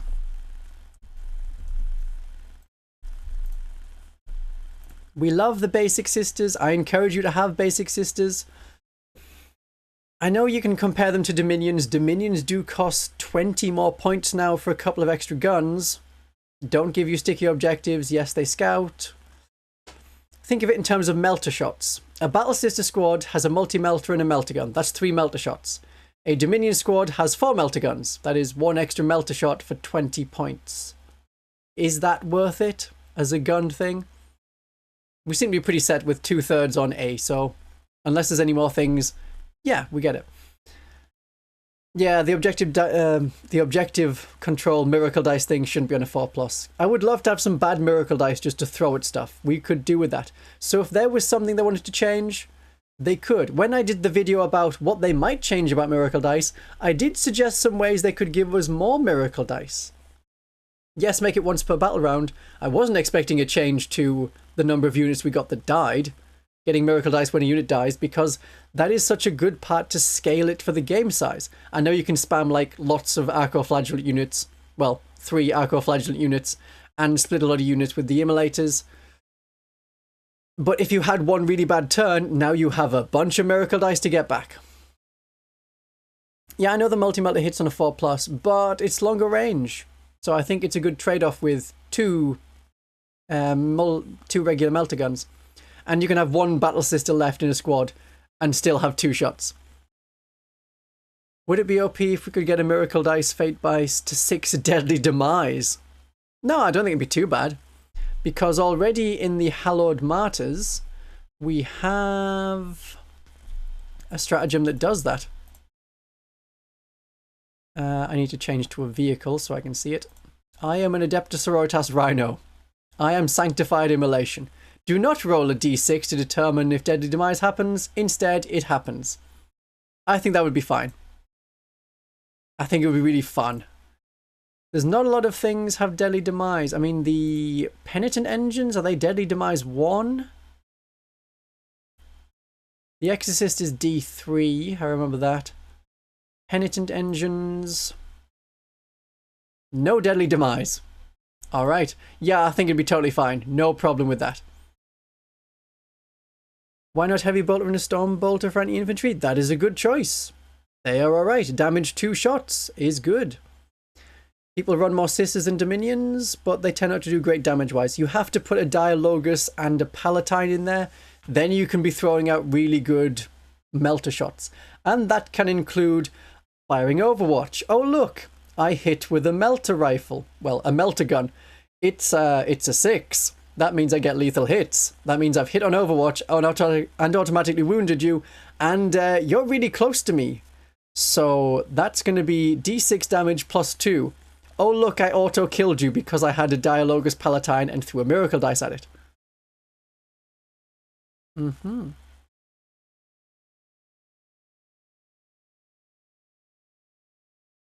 Okay.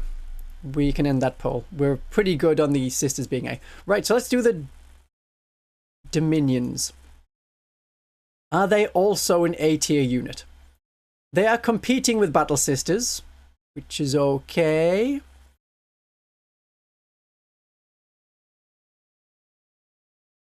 Yeah, you could change the melter damage to flat 6. Well, in the Army of Faith, with 2 miracle dice, you can do that. And I have done that. Oh, what's that? Your Carnifex has 8 wounds. Well, I fire Overwatch. Miracle dice of a 6 to auto hit, auto wound. Miracle dice of a 6 plus 2, that's 8 wounds. Bye, Carnifex. Miracles just happened. The slight change to Overwatch. It was only, yeah, okay, yeah. I know that the melter bonus might be hard to get because it has to be when they start the charge, not, or declare the charge, not when they finish a charge. But still, that was only happening for like Inferno pistols. It's hard to tell the difference between Dominions and Battle Sisters. You've got to look at the weapons. I try and have different simulacrums for each squad. Then I'm going to, yep, simulacrum in that squad. That's a Dominion squad. Simulacrum in that squad is a slightly different shape. So that's a Battle Sister squad. In the Battle Sister box that builds both of them, you do get 2 different kinds of simulacrum. And the Battle Sister monopose kit from like the first Combat Patrol from 9th edition or 8th edition starter set, that has a totally different simulacrum as well. Yeah, there's nothing actually different from the model. They are built from the same kit. You don't even have like different helmets the way Celestians were. But people can just give them like the Celestian helmets and be like, there you go. It's them. I have running poses for my Dominions and static poses for my Battle Sisters. Yeah, no Celestians. Oh yeah, you can paint the rims of the bases different. That works. Then it's a bit more awkward if you're like, I want to switch around the heavy weapons a bit. Or the special weapons. I do have Metal Battle Sisters. And Metal Battle Sisters are good for being regular Battle Sisters. And then the plastic ones could be Dominions. That works. I'll put it to a poll. I think they're going to be A tier. Because they... let me check my notes. Because I wrote notes, I am prepared for this stream. You can't necessarily tell. I have the Christmas hat on. It's not the best Christmas hat, but it's the best Christmas hat I could find in 10 minutes. I am prepared for the stream.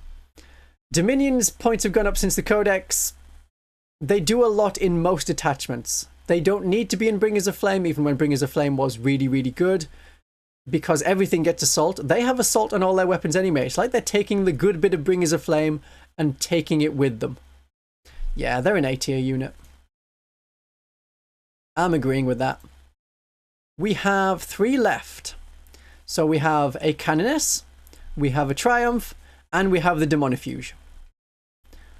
What do you want next? Yeah, the reactive move is also really good.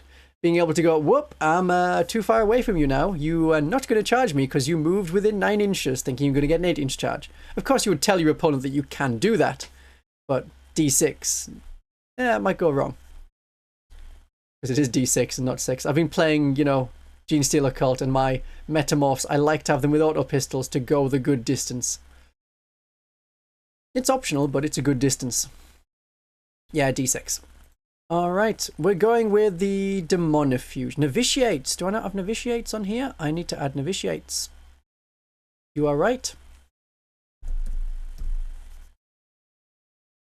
Novitiates. But we'll do the Demonifuge. So, Demonifuge lady.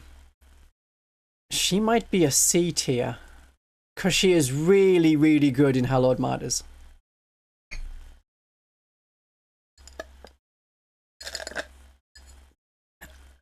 So, I'll put her up here. For the moment. She has lone operative, so she can go alone by herself. And if you aren't allowed to take Sister Celestian Superior Aveline, she can work. Or you would just take Canoness with Jump Pack to do lots of missiony things. How many points are you, Demonifuge? 85 points. That is 10 more than a Canoness with Jump Pack. So you'd probably take the Canoness with Jump Pack. Probably. I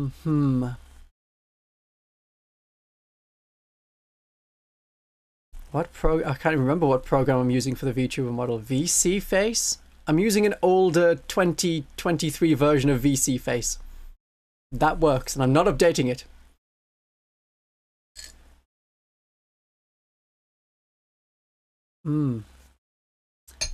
Merry Christmas, the Balitha. Merry Christmas. I know you can always catch up on the VOD because this goes straight into being a video on YouTube as soon as it's done. You can always find it under the live tab on my channel. Right, she has Heroic Intervention for free. So you can have her near something and jumps in, and then she fights first because she also has fights first. Lone Operative is good. The precision attacks are not so good. You need to be against a Chaos unit. It's 4 attacks on Ephrael Stern, 6 attacks on the Harlequin. They do get precision. Only the Sanctity Sword of Ephrael Stern is anti-Chaos 2+. So you need to be fighting Chaos things. Then you can actually kill a Chaos character. Probably. Strength 6, yeah, you're probably killing one weak character like a Chaos Sorcerer. That can happen. But you can't rely on that precision. Never try and rely on the precision. It's too specific. But she's really, really good in the Hallowed Martyrs. So you heroically intervene, then you use Suffering and Sacrifice. So she gets to fight first because she has fight first. She can potentially kill a character or kill some people. Then with Suffering and Sacrifice, all of the enemy models that can attack her have to attack her. If Hallowed Martyrs is how we go, she's a good choice. Let me check. Suffering and Sacrifice. When do you use it? Start of the fight phase. Alright. So she could be a C because it's Hallowed Martyrs specific. Yeah, she's our we have assassin at home. Or we have actual Death Cult assassins. She can one-shot Angron. Does Angron have only 8 wounds? I don't think she's gonna. Knock off Sanguinor. I think the Sanguinor came after her. I mean, Ephrael Stern has been around in the lore since 1997. The Sanguinor came along in 2013. So there's 16 years difference between who's the knockoff of who. And he's about blood and stuff. She's not. Oh, that's okay. We might have more options than just A, B, and C. Well, it's going to be A, B, and C. Is she A tier because she's amazing in Hallowed Martyrs and a decent choice? Or is it B tier because she can work, but doesn't necessarily work? Or is it C tier because, yeah, this is just Hallowed Martyrs it's going to work at. And only Hallowed Martyrs. Robuzen. Thank you for your thank yous for helping all the Battle Sisters players. Merry Christmas. And Merry Christmas to you. I played the first game of Warhammer Rogue Trader with John Warhammer himself. No, I started in 2nd edition. No, Ephrael Stern's Law, and I've done a video on Ephrael Stern's Law, which is about 5 minutes. It's easy to find because it's called Ephrael Stern something something and then tentacles. The thumbnails are tentacles. I didn't put the title as Ephrael Stern something something tentacles. She keeps being in lots of fights and is the only one to survive, but that's a Hallowed Martyrs. No. Daughters of the Emperor. No. Fiery Heart. No. They keep changing their name. They change their name more often than a weird band. Our Martyred Lady. It's an Our Martyred Lady thing. That she keeps being the one to survive these horrible situations. More and more traumatized each time. But she survives. Looks like we're going with B tier. I can accept B tier. B tier. Alright, Canoness, Triumph, or Novitiates. 3 to go.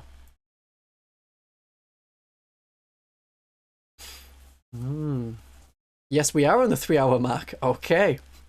Good. Good. Triumph must be last. Yes. No. Ephrael Stern is not a psyker. Ephrael Stern is a very good girl who happens to have great faith powers. They have never been psychic powers. Not even in like 9th edition when psykers exist. Right, we're doing Novitiates. No, her things were like the Catan of the Necrons. You do it in the psychic phase, or like the start of the shooting phase, which was after the psychic phase, and it's not a psychic power. For sisters, PTSD is a lifestyle awaiting martyrdom. That may be the best way to think of it. Martyrdom is cheaper than getting good therapy. Should I take this with a grain of salt since sisters will be my second faction? It's going to need more playtesting. This is based off the few of us that have played a game since the balance patch. So it's good, but it's probably going to be something that we rework a bit later on. It's about right. Thank you, Blade, for the money. Okay, novitiates. I'll just use Control F. Novitiate squad. Alright. They can stop enemy infiltrators. You put them there, enemy infiltrators cannot deploy within 9 inches of them. You have a battle line frontage that's safe. Or an objective in the midboard that's safe, that you can be generating miracle dice on, potentially, very quickly on. You can split them with an Immolator, and have half of them infiltrate, and do that with the Simulacrum. The other half goes with a Palatine. She loves being in an Immolator. She loves being able to reroll the charge roll because of the Sacred Banner in that squad. It's the same Sacred Banner that the Zephyrim have. And they get to reroll hit rolls of 1. But all hit rolls if attacking an enemy on an objective. That's from memory. That is correct. But rerolling hit rolls of 1 to a Palatine that hits on a 2+, means that you're always rerolling hit rolls with a Palatine. Oh yeah, and you have lethal hits on the squad, so you can just reroll all of the attacks if you're attacking an enemy on an objective. Then you can try and get as many lethal hits as possible. Yes, they are great for conversions. Oh, they're back. They're available again. They went out of Games Workshop stores for a while, but as of yesterday, they are now back and available. So if you check the links in the description, which is to Wargames Portal, Firestorm Games, Gap Games, and Fenris Workshop, they may have some in stock for your country. And then you can get them. They do come with a new little card cutout thing because they're meant to be for Kill Team, but they're not. Yeah. That's the difference. They have a card thing. And so they cost more because there's a tiny piece of card in there. Which sucks. But they can be bought. And they're a good one to buy to just kit bash all of the characters you'd ever need. So then technically it's a saving, but you want to get them discounted, so go through those affiliate links, please. They also help out my channel, and then it's like you giving me money without having to need to give me money. And I do accept money through that Ko-fi link that's also in the description. Are we ever going to stream of me painting minis? I get too distracted wanting to talk to people. It would just be me painting a model every now and then looking up saying, ah, thank you for the £2 tip money. I'm going to go back to painting this now. It would be awkward. I'm not a big painter person. So probably not. Now I'd have to change the camera, or I'd have to set up a phone camera to be pointing at my hands, and then also a separate camera to then track my face.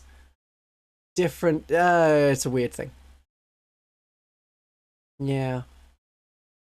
You don't want to talk to people when I paint. Yeah, I mean, I'd rather watch some TV series sort of watch that I'm catching up on. You know, one of those things I don't quite care about. Maybe something that's on over Christmas that's entirely auditory. Why do you use pounds? Ahaha, ahaha. I think we're putting novitiates in A tier. They do so many good things. Once I got the hang of them, which was pretty early on into the codex, yes, they do good work. And they generate miracle dice. We need them to generate miracle dice. So we have the Canoness and Triumph left. Let's do the Canoness. Basic Battle Sister Canoness. She makes the stratagems cheaper. 1 command point cheaper. If you're going to play Bringers of Flame, a lot of them are 2 command points now, so you need her to get them to work. If you're playing Army of Faith, having cheaper stratagems means, oh, for free, I get an extra point of armor penetration. If I kill something, I get a miracle dice. This is a win. So that's good. You want to get in combat with Celestian Sacresants? Now a reroll is free. It's a choice. The Rod of Office is good to reroll hit rolls of 1. You can't pair her up with a Palatine? Is this a weird thing where like the Space Marines can have a captain and a lieutenant, but you can't in Battle Sisters because a Palatine and her Canoness somehow don't get along? I'm checking. I don't think they can double up, not even in Battle Sister squads. It tends to be like your support characters to your lead characters, and the Canoness and the Palatine are like, yeah, these are lead characters.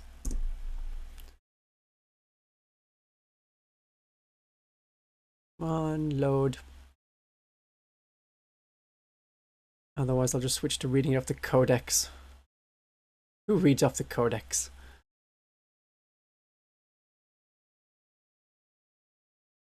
Was there ever a time you could take this in blocks of 20? Yes, you could, in like 8th edition, 9th edition, 6th edition, 7th edition. Quite a lot of it you could take 20 battle sisters in one squad. Now they are not like that. It is just one squad of 10. Yeah. Basic infiltration is a diminishing return, yes. But one squad is fine. That's about it. Yeah, you can't double up a Palatine and a Canoness. Okay, so you can't make her reroll hit rolls of 1. Yeah, you can make them smaller by splitting with an Immolator. You can't make them larger. That would be great. Have I made an attempt to create a list with a new detachment? Canoness and Sacresants. I've thought about it. It might instead be Palatine with Sacresants. I would only take one squad of Sacresants, though, in that detachment that is about Sacresants. Yeah. Does the Immolator get infiltrators? No, it doesn't. It can only scout if the Dominions inside have scout. An infiltrating unit doesn't give infiltrate to its tank. So no infiltrating Immolators. Oh, they don't want to improve early. No. Yeah, I mean, Novitiates would. Novitiates potentially would. Canonesses, if you're using them from the stratagems in the Army of Faith, potentially would. No sneaky tanks. Anything else the Canoness does? Yeah, you can have the Rod of Office and a Power Sword. Their weapons are awkward. It's the Chainsword, and then you can have the Brazier of Flame, or something else, and you can have decent things. Or it's the Power Sword and the Rod of Office and a Plasma Pistol, which is the Monopose one from the old Combat Patrol box set. Or you can have a Plasma Pistol or Bolt Pistol and a Blessed Blade. And I like the Blessed Blade. Cool thing. Yes, if every model inside a tank can scout, if every model inside a transport can scout, then it can scout. Oh no, only a dedicated transport. So only Rhinos and, yeah, Immolators. Okay, we don't have any non-dedicated transports as far as I know. Even the Repressor, yeah, the Repressor is a dedicated transport. There's limits on limits. Yes. Right, Canoness, are we going with A tier? Are we going with B tier? That's a Dogmata. Don't touch the Dogmata. There she is. She's waiting in C tier. Where are we putting our Canoness? I mean, she works in so many different detachments. She's gotten so much better since the Index. She can join more units now. Yeah, no scouting Stormlord. Big tank, no scouting. I think we'll have another poll. So, Canoness. Good or sort of good? Is she on par with a Palatine? Is she more on par with like the Imagifier and Hospitaller, where it's an okay one? Yeah, is she as good as her jump pack version? Remember, if you have both of them, only one of them can use the free battle tactics, only one of them can use the free stratagem per battle round. Because those two abilities have the same name. You can only use one, and it says on each of them, it's called Rites of something. Sacred? No, not Sacred Rites. There's so many rites. So many rites and so many faiths. I mean, there's only one faith. Just the one faith, obviously. Rites of Battle is what it's called. Yes. So you can only use that once per battle round, and the one on the Canoness and the one on the Jump Pack Canoness is the same name. We're on 50%. A tier. Not an exciting A tier, but not a B tier. She can double up with the lesser leaders in a Battle Sister squad. Only in a Battle Sister squad, so not in Dominions or Novitiates. Yeah. I think we're voting too much for A tier. Ooh, I don't know. B tier is going slightly ahead. Only 50 points and it's a free stratagem. Yeah. If you don't have the... Yeah, if you don't have the jump Canoness, she's really good. From the bottom of your sacrosanct. Thank you, Skunk12. Merry Christmas to you too. 2+ Invuln is nice. It does mean, yeah, you forget to use it, or am I going to get wiped out? Oh, I'll trigger it, and then you trigger it too early. Or you're like, oh yeah, there's only me left, so I will survive here. That's what I did in my last game.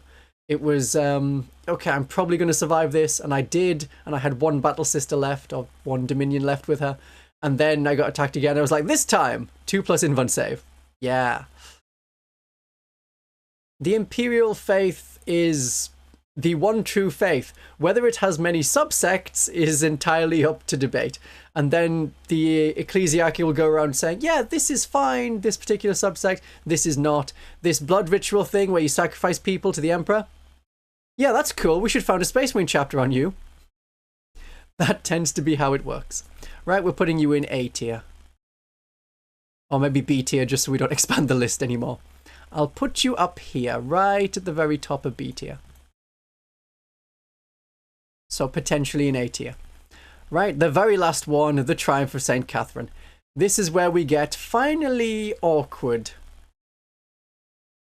Triumph, triumph, triumph. Where's my notes? I had quite a few notes on the Triumph.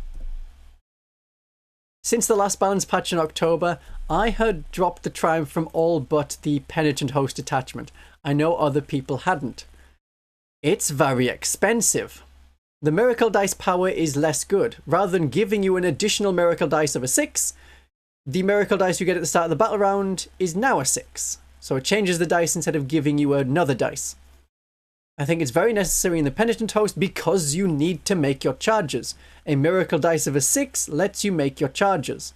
If you don't make your charge, you don't have a functioning army. You have people naked, standing in the middle of a field, waiting for an execution squad. I feel that we are sort of forced to take the Triumph. The extra speed is really nice. Extra shots on rapid fire is also good. Is that what she still does? You know, because I never use that one. Reroll Battle Shocks. No, I like the +2 movement, +1 to charge. That's the Fiery Heart. Reroll Battle Shocks. 2 Acts of Faith, but I play Army of Faith a lot, so no, it's not necessary. Reroll Wound Rolls of 1 at range. +1 AP in close combat. That's the one I keep doing because the Triumph can benefit from that herself. 18 attacks, hitting on 2, strength 5, AP -3. And the speed to get itself into combat. That's pretty good. That's pretty good. 6+ Feel No Pain is a minor annoyance. It's okay if it's nearby to a tank. You're going to put her in D tier. Oh. Okay. That's painful. In Martyrs, it's nice if you can resurrect her. Uh-huh. Uh-huh. Costs more than Desolation Marines. It does. Yeah, with the indirect fire.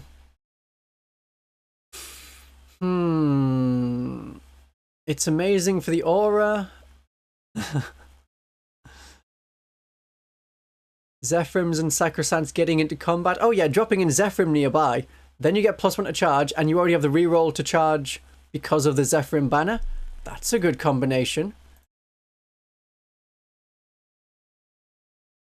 Because she's infantry, can she go in a transport? No, because all the transports will specify you cannot carry the Triumph of St. Catherine.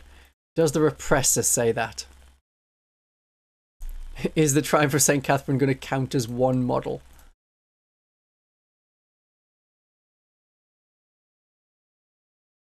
Load. Where's that link I posted 5 minutes ago? I mean, like 2 hours ago. The Repressor. Transport. It cannot transport the Triumph of St. Catherine. No, they all say you can't transport the Triumph of St. Catherine. So, can't go in a transport. It was only in one of the combat patrols. Yeah, the first combat patrol. In the new combat patrol, I mean, you can't have the Triumph in a combat patrol because you're meant to use just the units that are there. But it didn't exclude it. Just the combat patrol rules did. Costs as much as a Rogel Dawn. If it dropped to 60 points and went back to normal after that change to the Miracle Dice, yeah. Alright, I think C tier is fair. Because it's going to be just the Penitent Host, very few other places. So you could enter an ally transport. Oh, that's an awkward thing. How many allied transports can we take, though? I think they tend to specify which units can be inside them. So, like the Imperial Rhino from Imperial Agents, it's 12 Imperial Infantry. 12 Agents of the Imperium infantry models.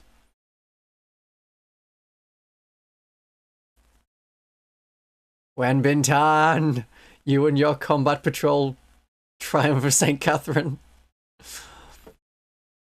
No, so I don't think it's going to fit in any transport from anyone.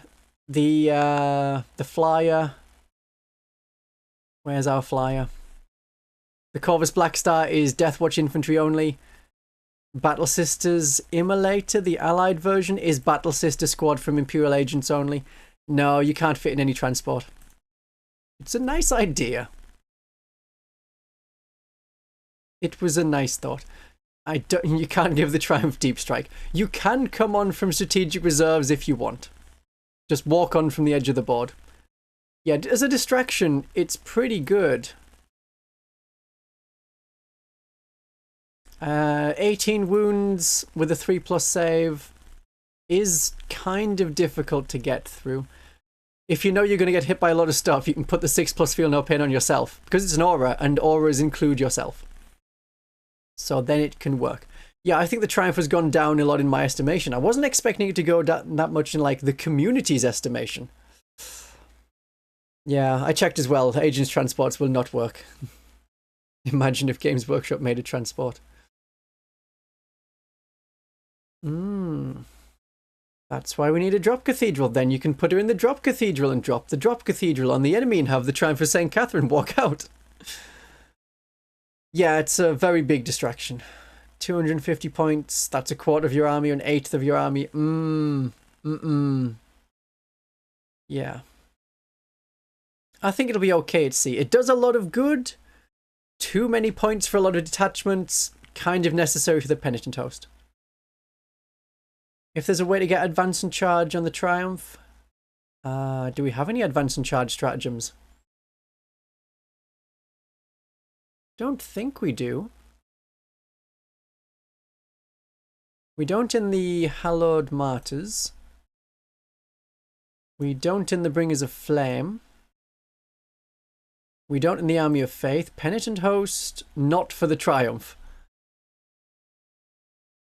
And Champions of Faith didn't. No, because that would be really good. No, I don't think there's any advance and charge anywhere. That's a shame. Right, there is our completed tier list. There's the units. Anyone who's come from the video on demand and is watching this after it's live, when it's not live, even though I'm speaking live, your ears are not hearing this live. This is what we ended up with if you want to actually know why the things are in these places, what they can do well, what they don't do so well, post and pre-balance patch. Then you'll have to go through the things. I'm going to make a note now, which is a note I wanted to make earlier, to do timestamps. Then people can go, I want to hear about Dominions, and then they'll get to the Dominion bit. Yeah, I think a lot of people felt... I agree that a lot of people resented like they had to take the Triumph for a while.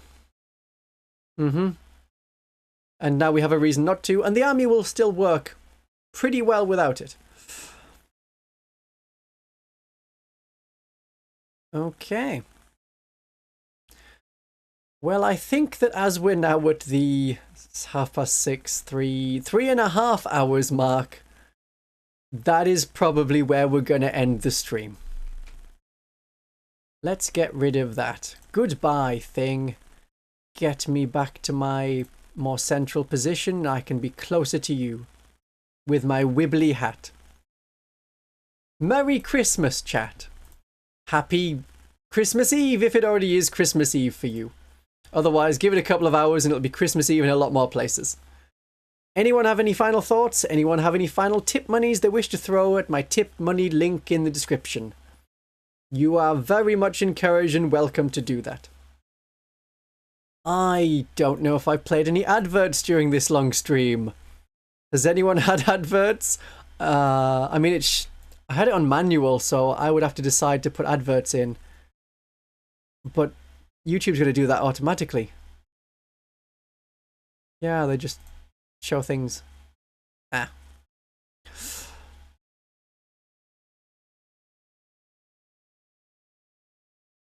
Have I ever played Vampire the Masquerade or Vampire Requiem? I don't think so. No, I don't think so.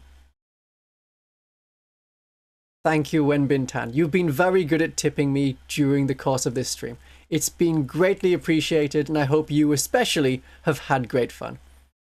Every 5 to 8 minutes. Damn. YouTube's usually like... I mean, the worst it can get is like one every...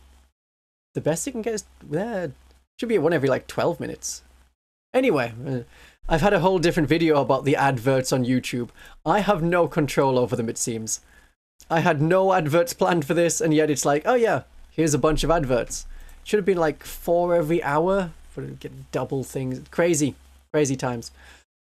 Yeah. Oh, right, the tabletop role-playing game. Oh, yeah, it comes to mind now. I have seen people play it. I have not played it. No.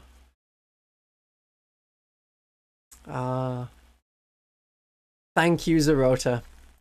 I hope you have a great day at work, but more importantly, I hope you have a good day not at work in the coming holiday days, which we get as good Commonwealth peoples. Okay. Well, I hope the Battle Sisters do a bit better in the new year. I'll be trying to get the Champions of Faith army to work. I have many ideas about how it can work. I need to play test them each like a couple of times and against different opponents to see how it works. Oh, shout out to the Atropo Knight ally. Thank you. I'm thinking, yeah, the next video should 30 Celestians. I can't see 30 Celestians working. No. I'll hear you out, but while you're doing that... Oh yeah, you could make Zephyrim righteous. They won't get any bonuses to hit, they will get +1 movement, and they will get +1 leadership. And then they will get access to the stratagems, and get the better version of the stratagems. Yeah. That's how it'll work. So yeah, any unit can be made righteous. They just won't get the +1 weapon skill and ballistic skill, unless they're Battle Sisters, Sacresants, or Paragon Warsuits. How are we on Imperial Agents being allied in? I think for Sisters we tend to do alright with what we have already. And then we add Knight Armigers from the Knights. So Imperial Agents rarely comes up. Yeah, compared to the Triumph, 10 Sacresants and a Hospitaller is cheaper. Or you can go Flying Circus, and then you're playing Army of Faith. And that is one of the 3 ways I suggested to play Army of Faith. Or one of the big things you can do in Army of Faith, for sure. Yeah, the next video should be Final Day. I've been doing a lot of playtesting on Final Day. I am almost finished with my playtesting for Final Day. I'll see if I can get something in tomorrow morning. Maybe. Otherwise, that's a video that's going to come out shortly after Christmas Day. Vindicare Assassin got cheaper. Yes! They are good at hunting the lone operatives. They are not necessarily good even at their reduced price. Vindicare Assassin, where are you? You are a character. You are 125 points? Yeah, that's right. It went down 25 points. That's still a lot of points for a guy taking a couple of good shots. I didn't even suggest having them in the Assassin detachment. But it's a shame. Oh yeah, there'll definitely be a Final Days 1000 point list. Oh yeah, I've been playing that. I think I've done all of my games at 1000 points that I want. I know how to do it well enough at 1000 points. So I will be giving you at least one good 1000 points Final Days list.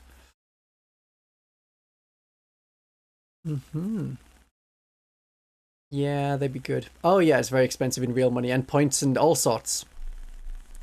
Seraphim and Zephyrim box of 5 is £35, or is it £40 now? It's a lot. This is why we go through the affiliate links. I can't. I'm not allowed to, but you all can.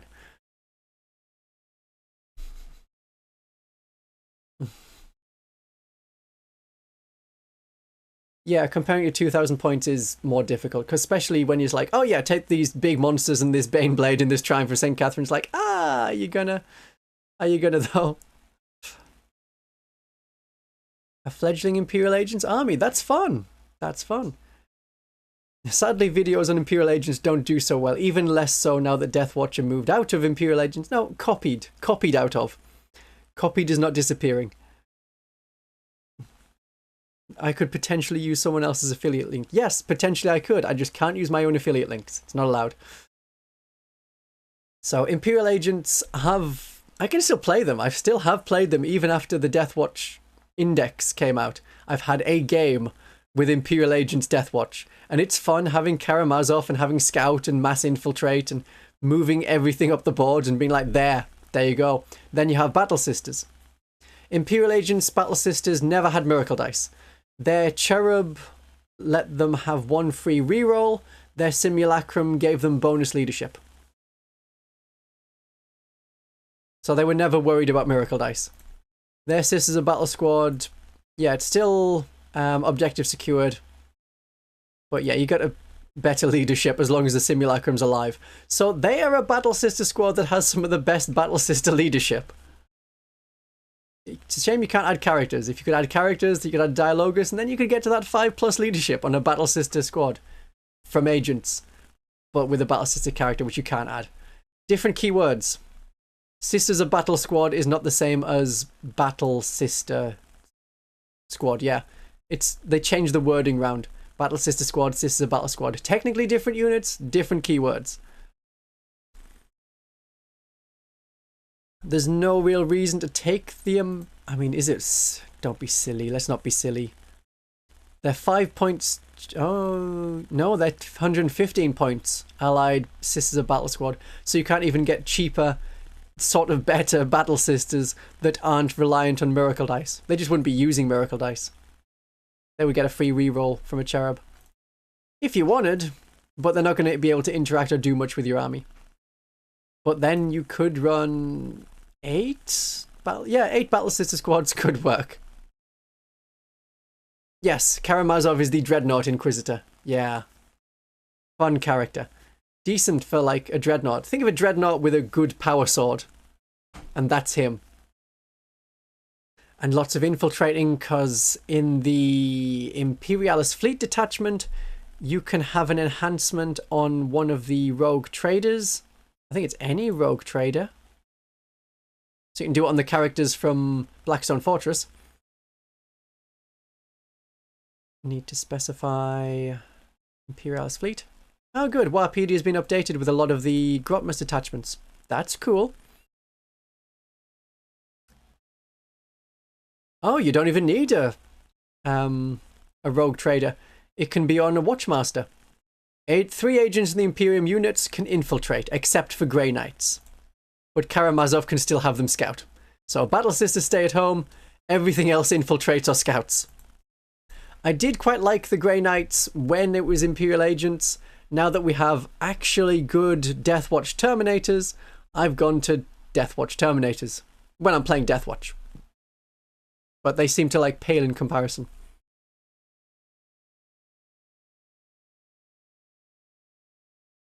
How are we doing for... Yeah, requisition units.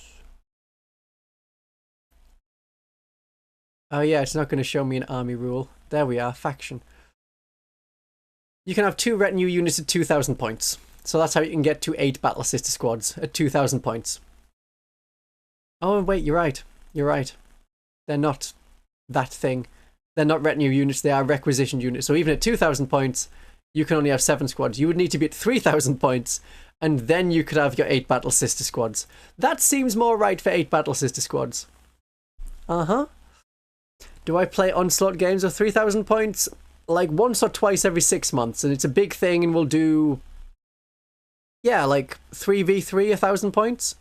And the game is over relatively quickly. You just pair up with someone who watches you make the rolls. Usually it's the person you're shooting at, but not necessarily. You traded Zangors for the Penitent box? Impressive. I mean, people do love Zangors. Every Thousand Suns player has been telling me, Oh, I wish there were more Zangors, Christian. Why wasn't the detachment a Zangor detachment? I'm sure there will be in their codex. Codex Zangors with a Zangor on the front. 1,000 suns. 1,000 Zangors. Yeah, they're a requisition unit, not retinue. So it's quite different. Okay. You can shelve your sisters for a bit if you're gonna still have fun playing some 40,000 army. Otherwise, I would keep playing them and then they'll be good. They'll be good. But now that we're at 10 o'clock, my time, I'm gonna call it there. Thank you very much for coming. I hope you all have the most wonderful of Christmases this year. I'll see you relatively soon. Have a great day of 40k.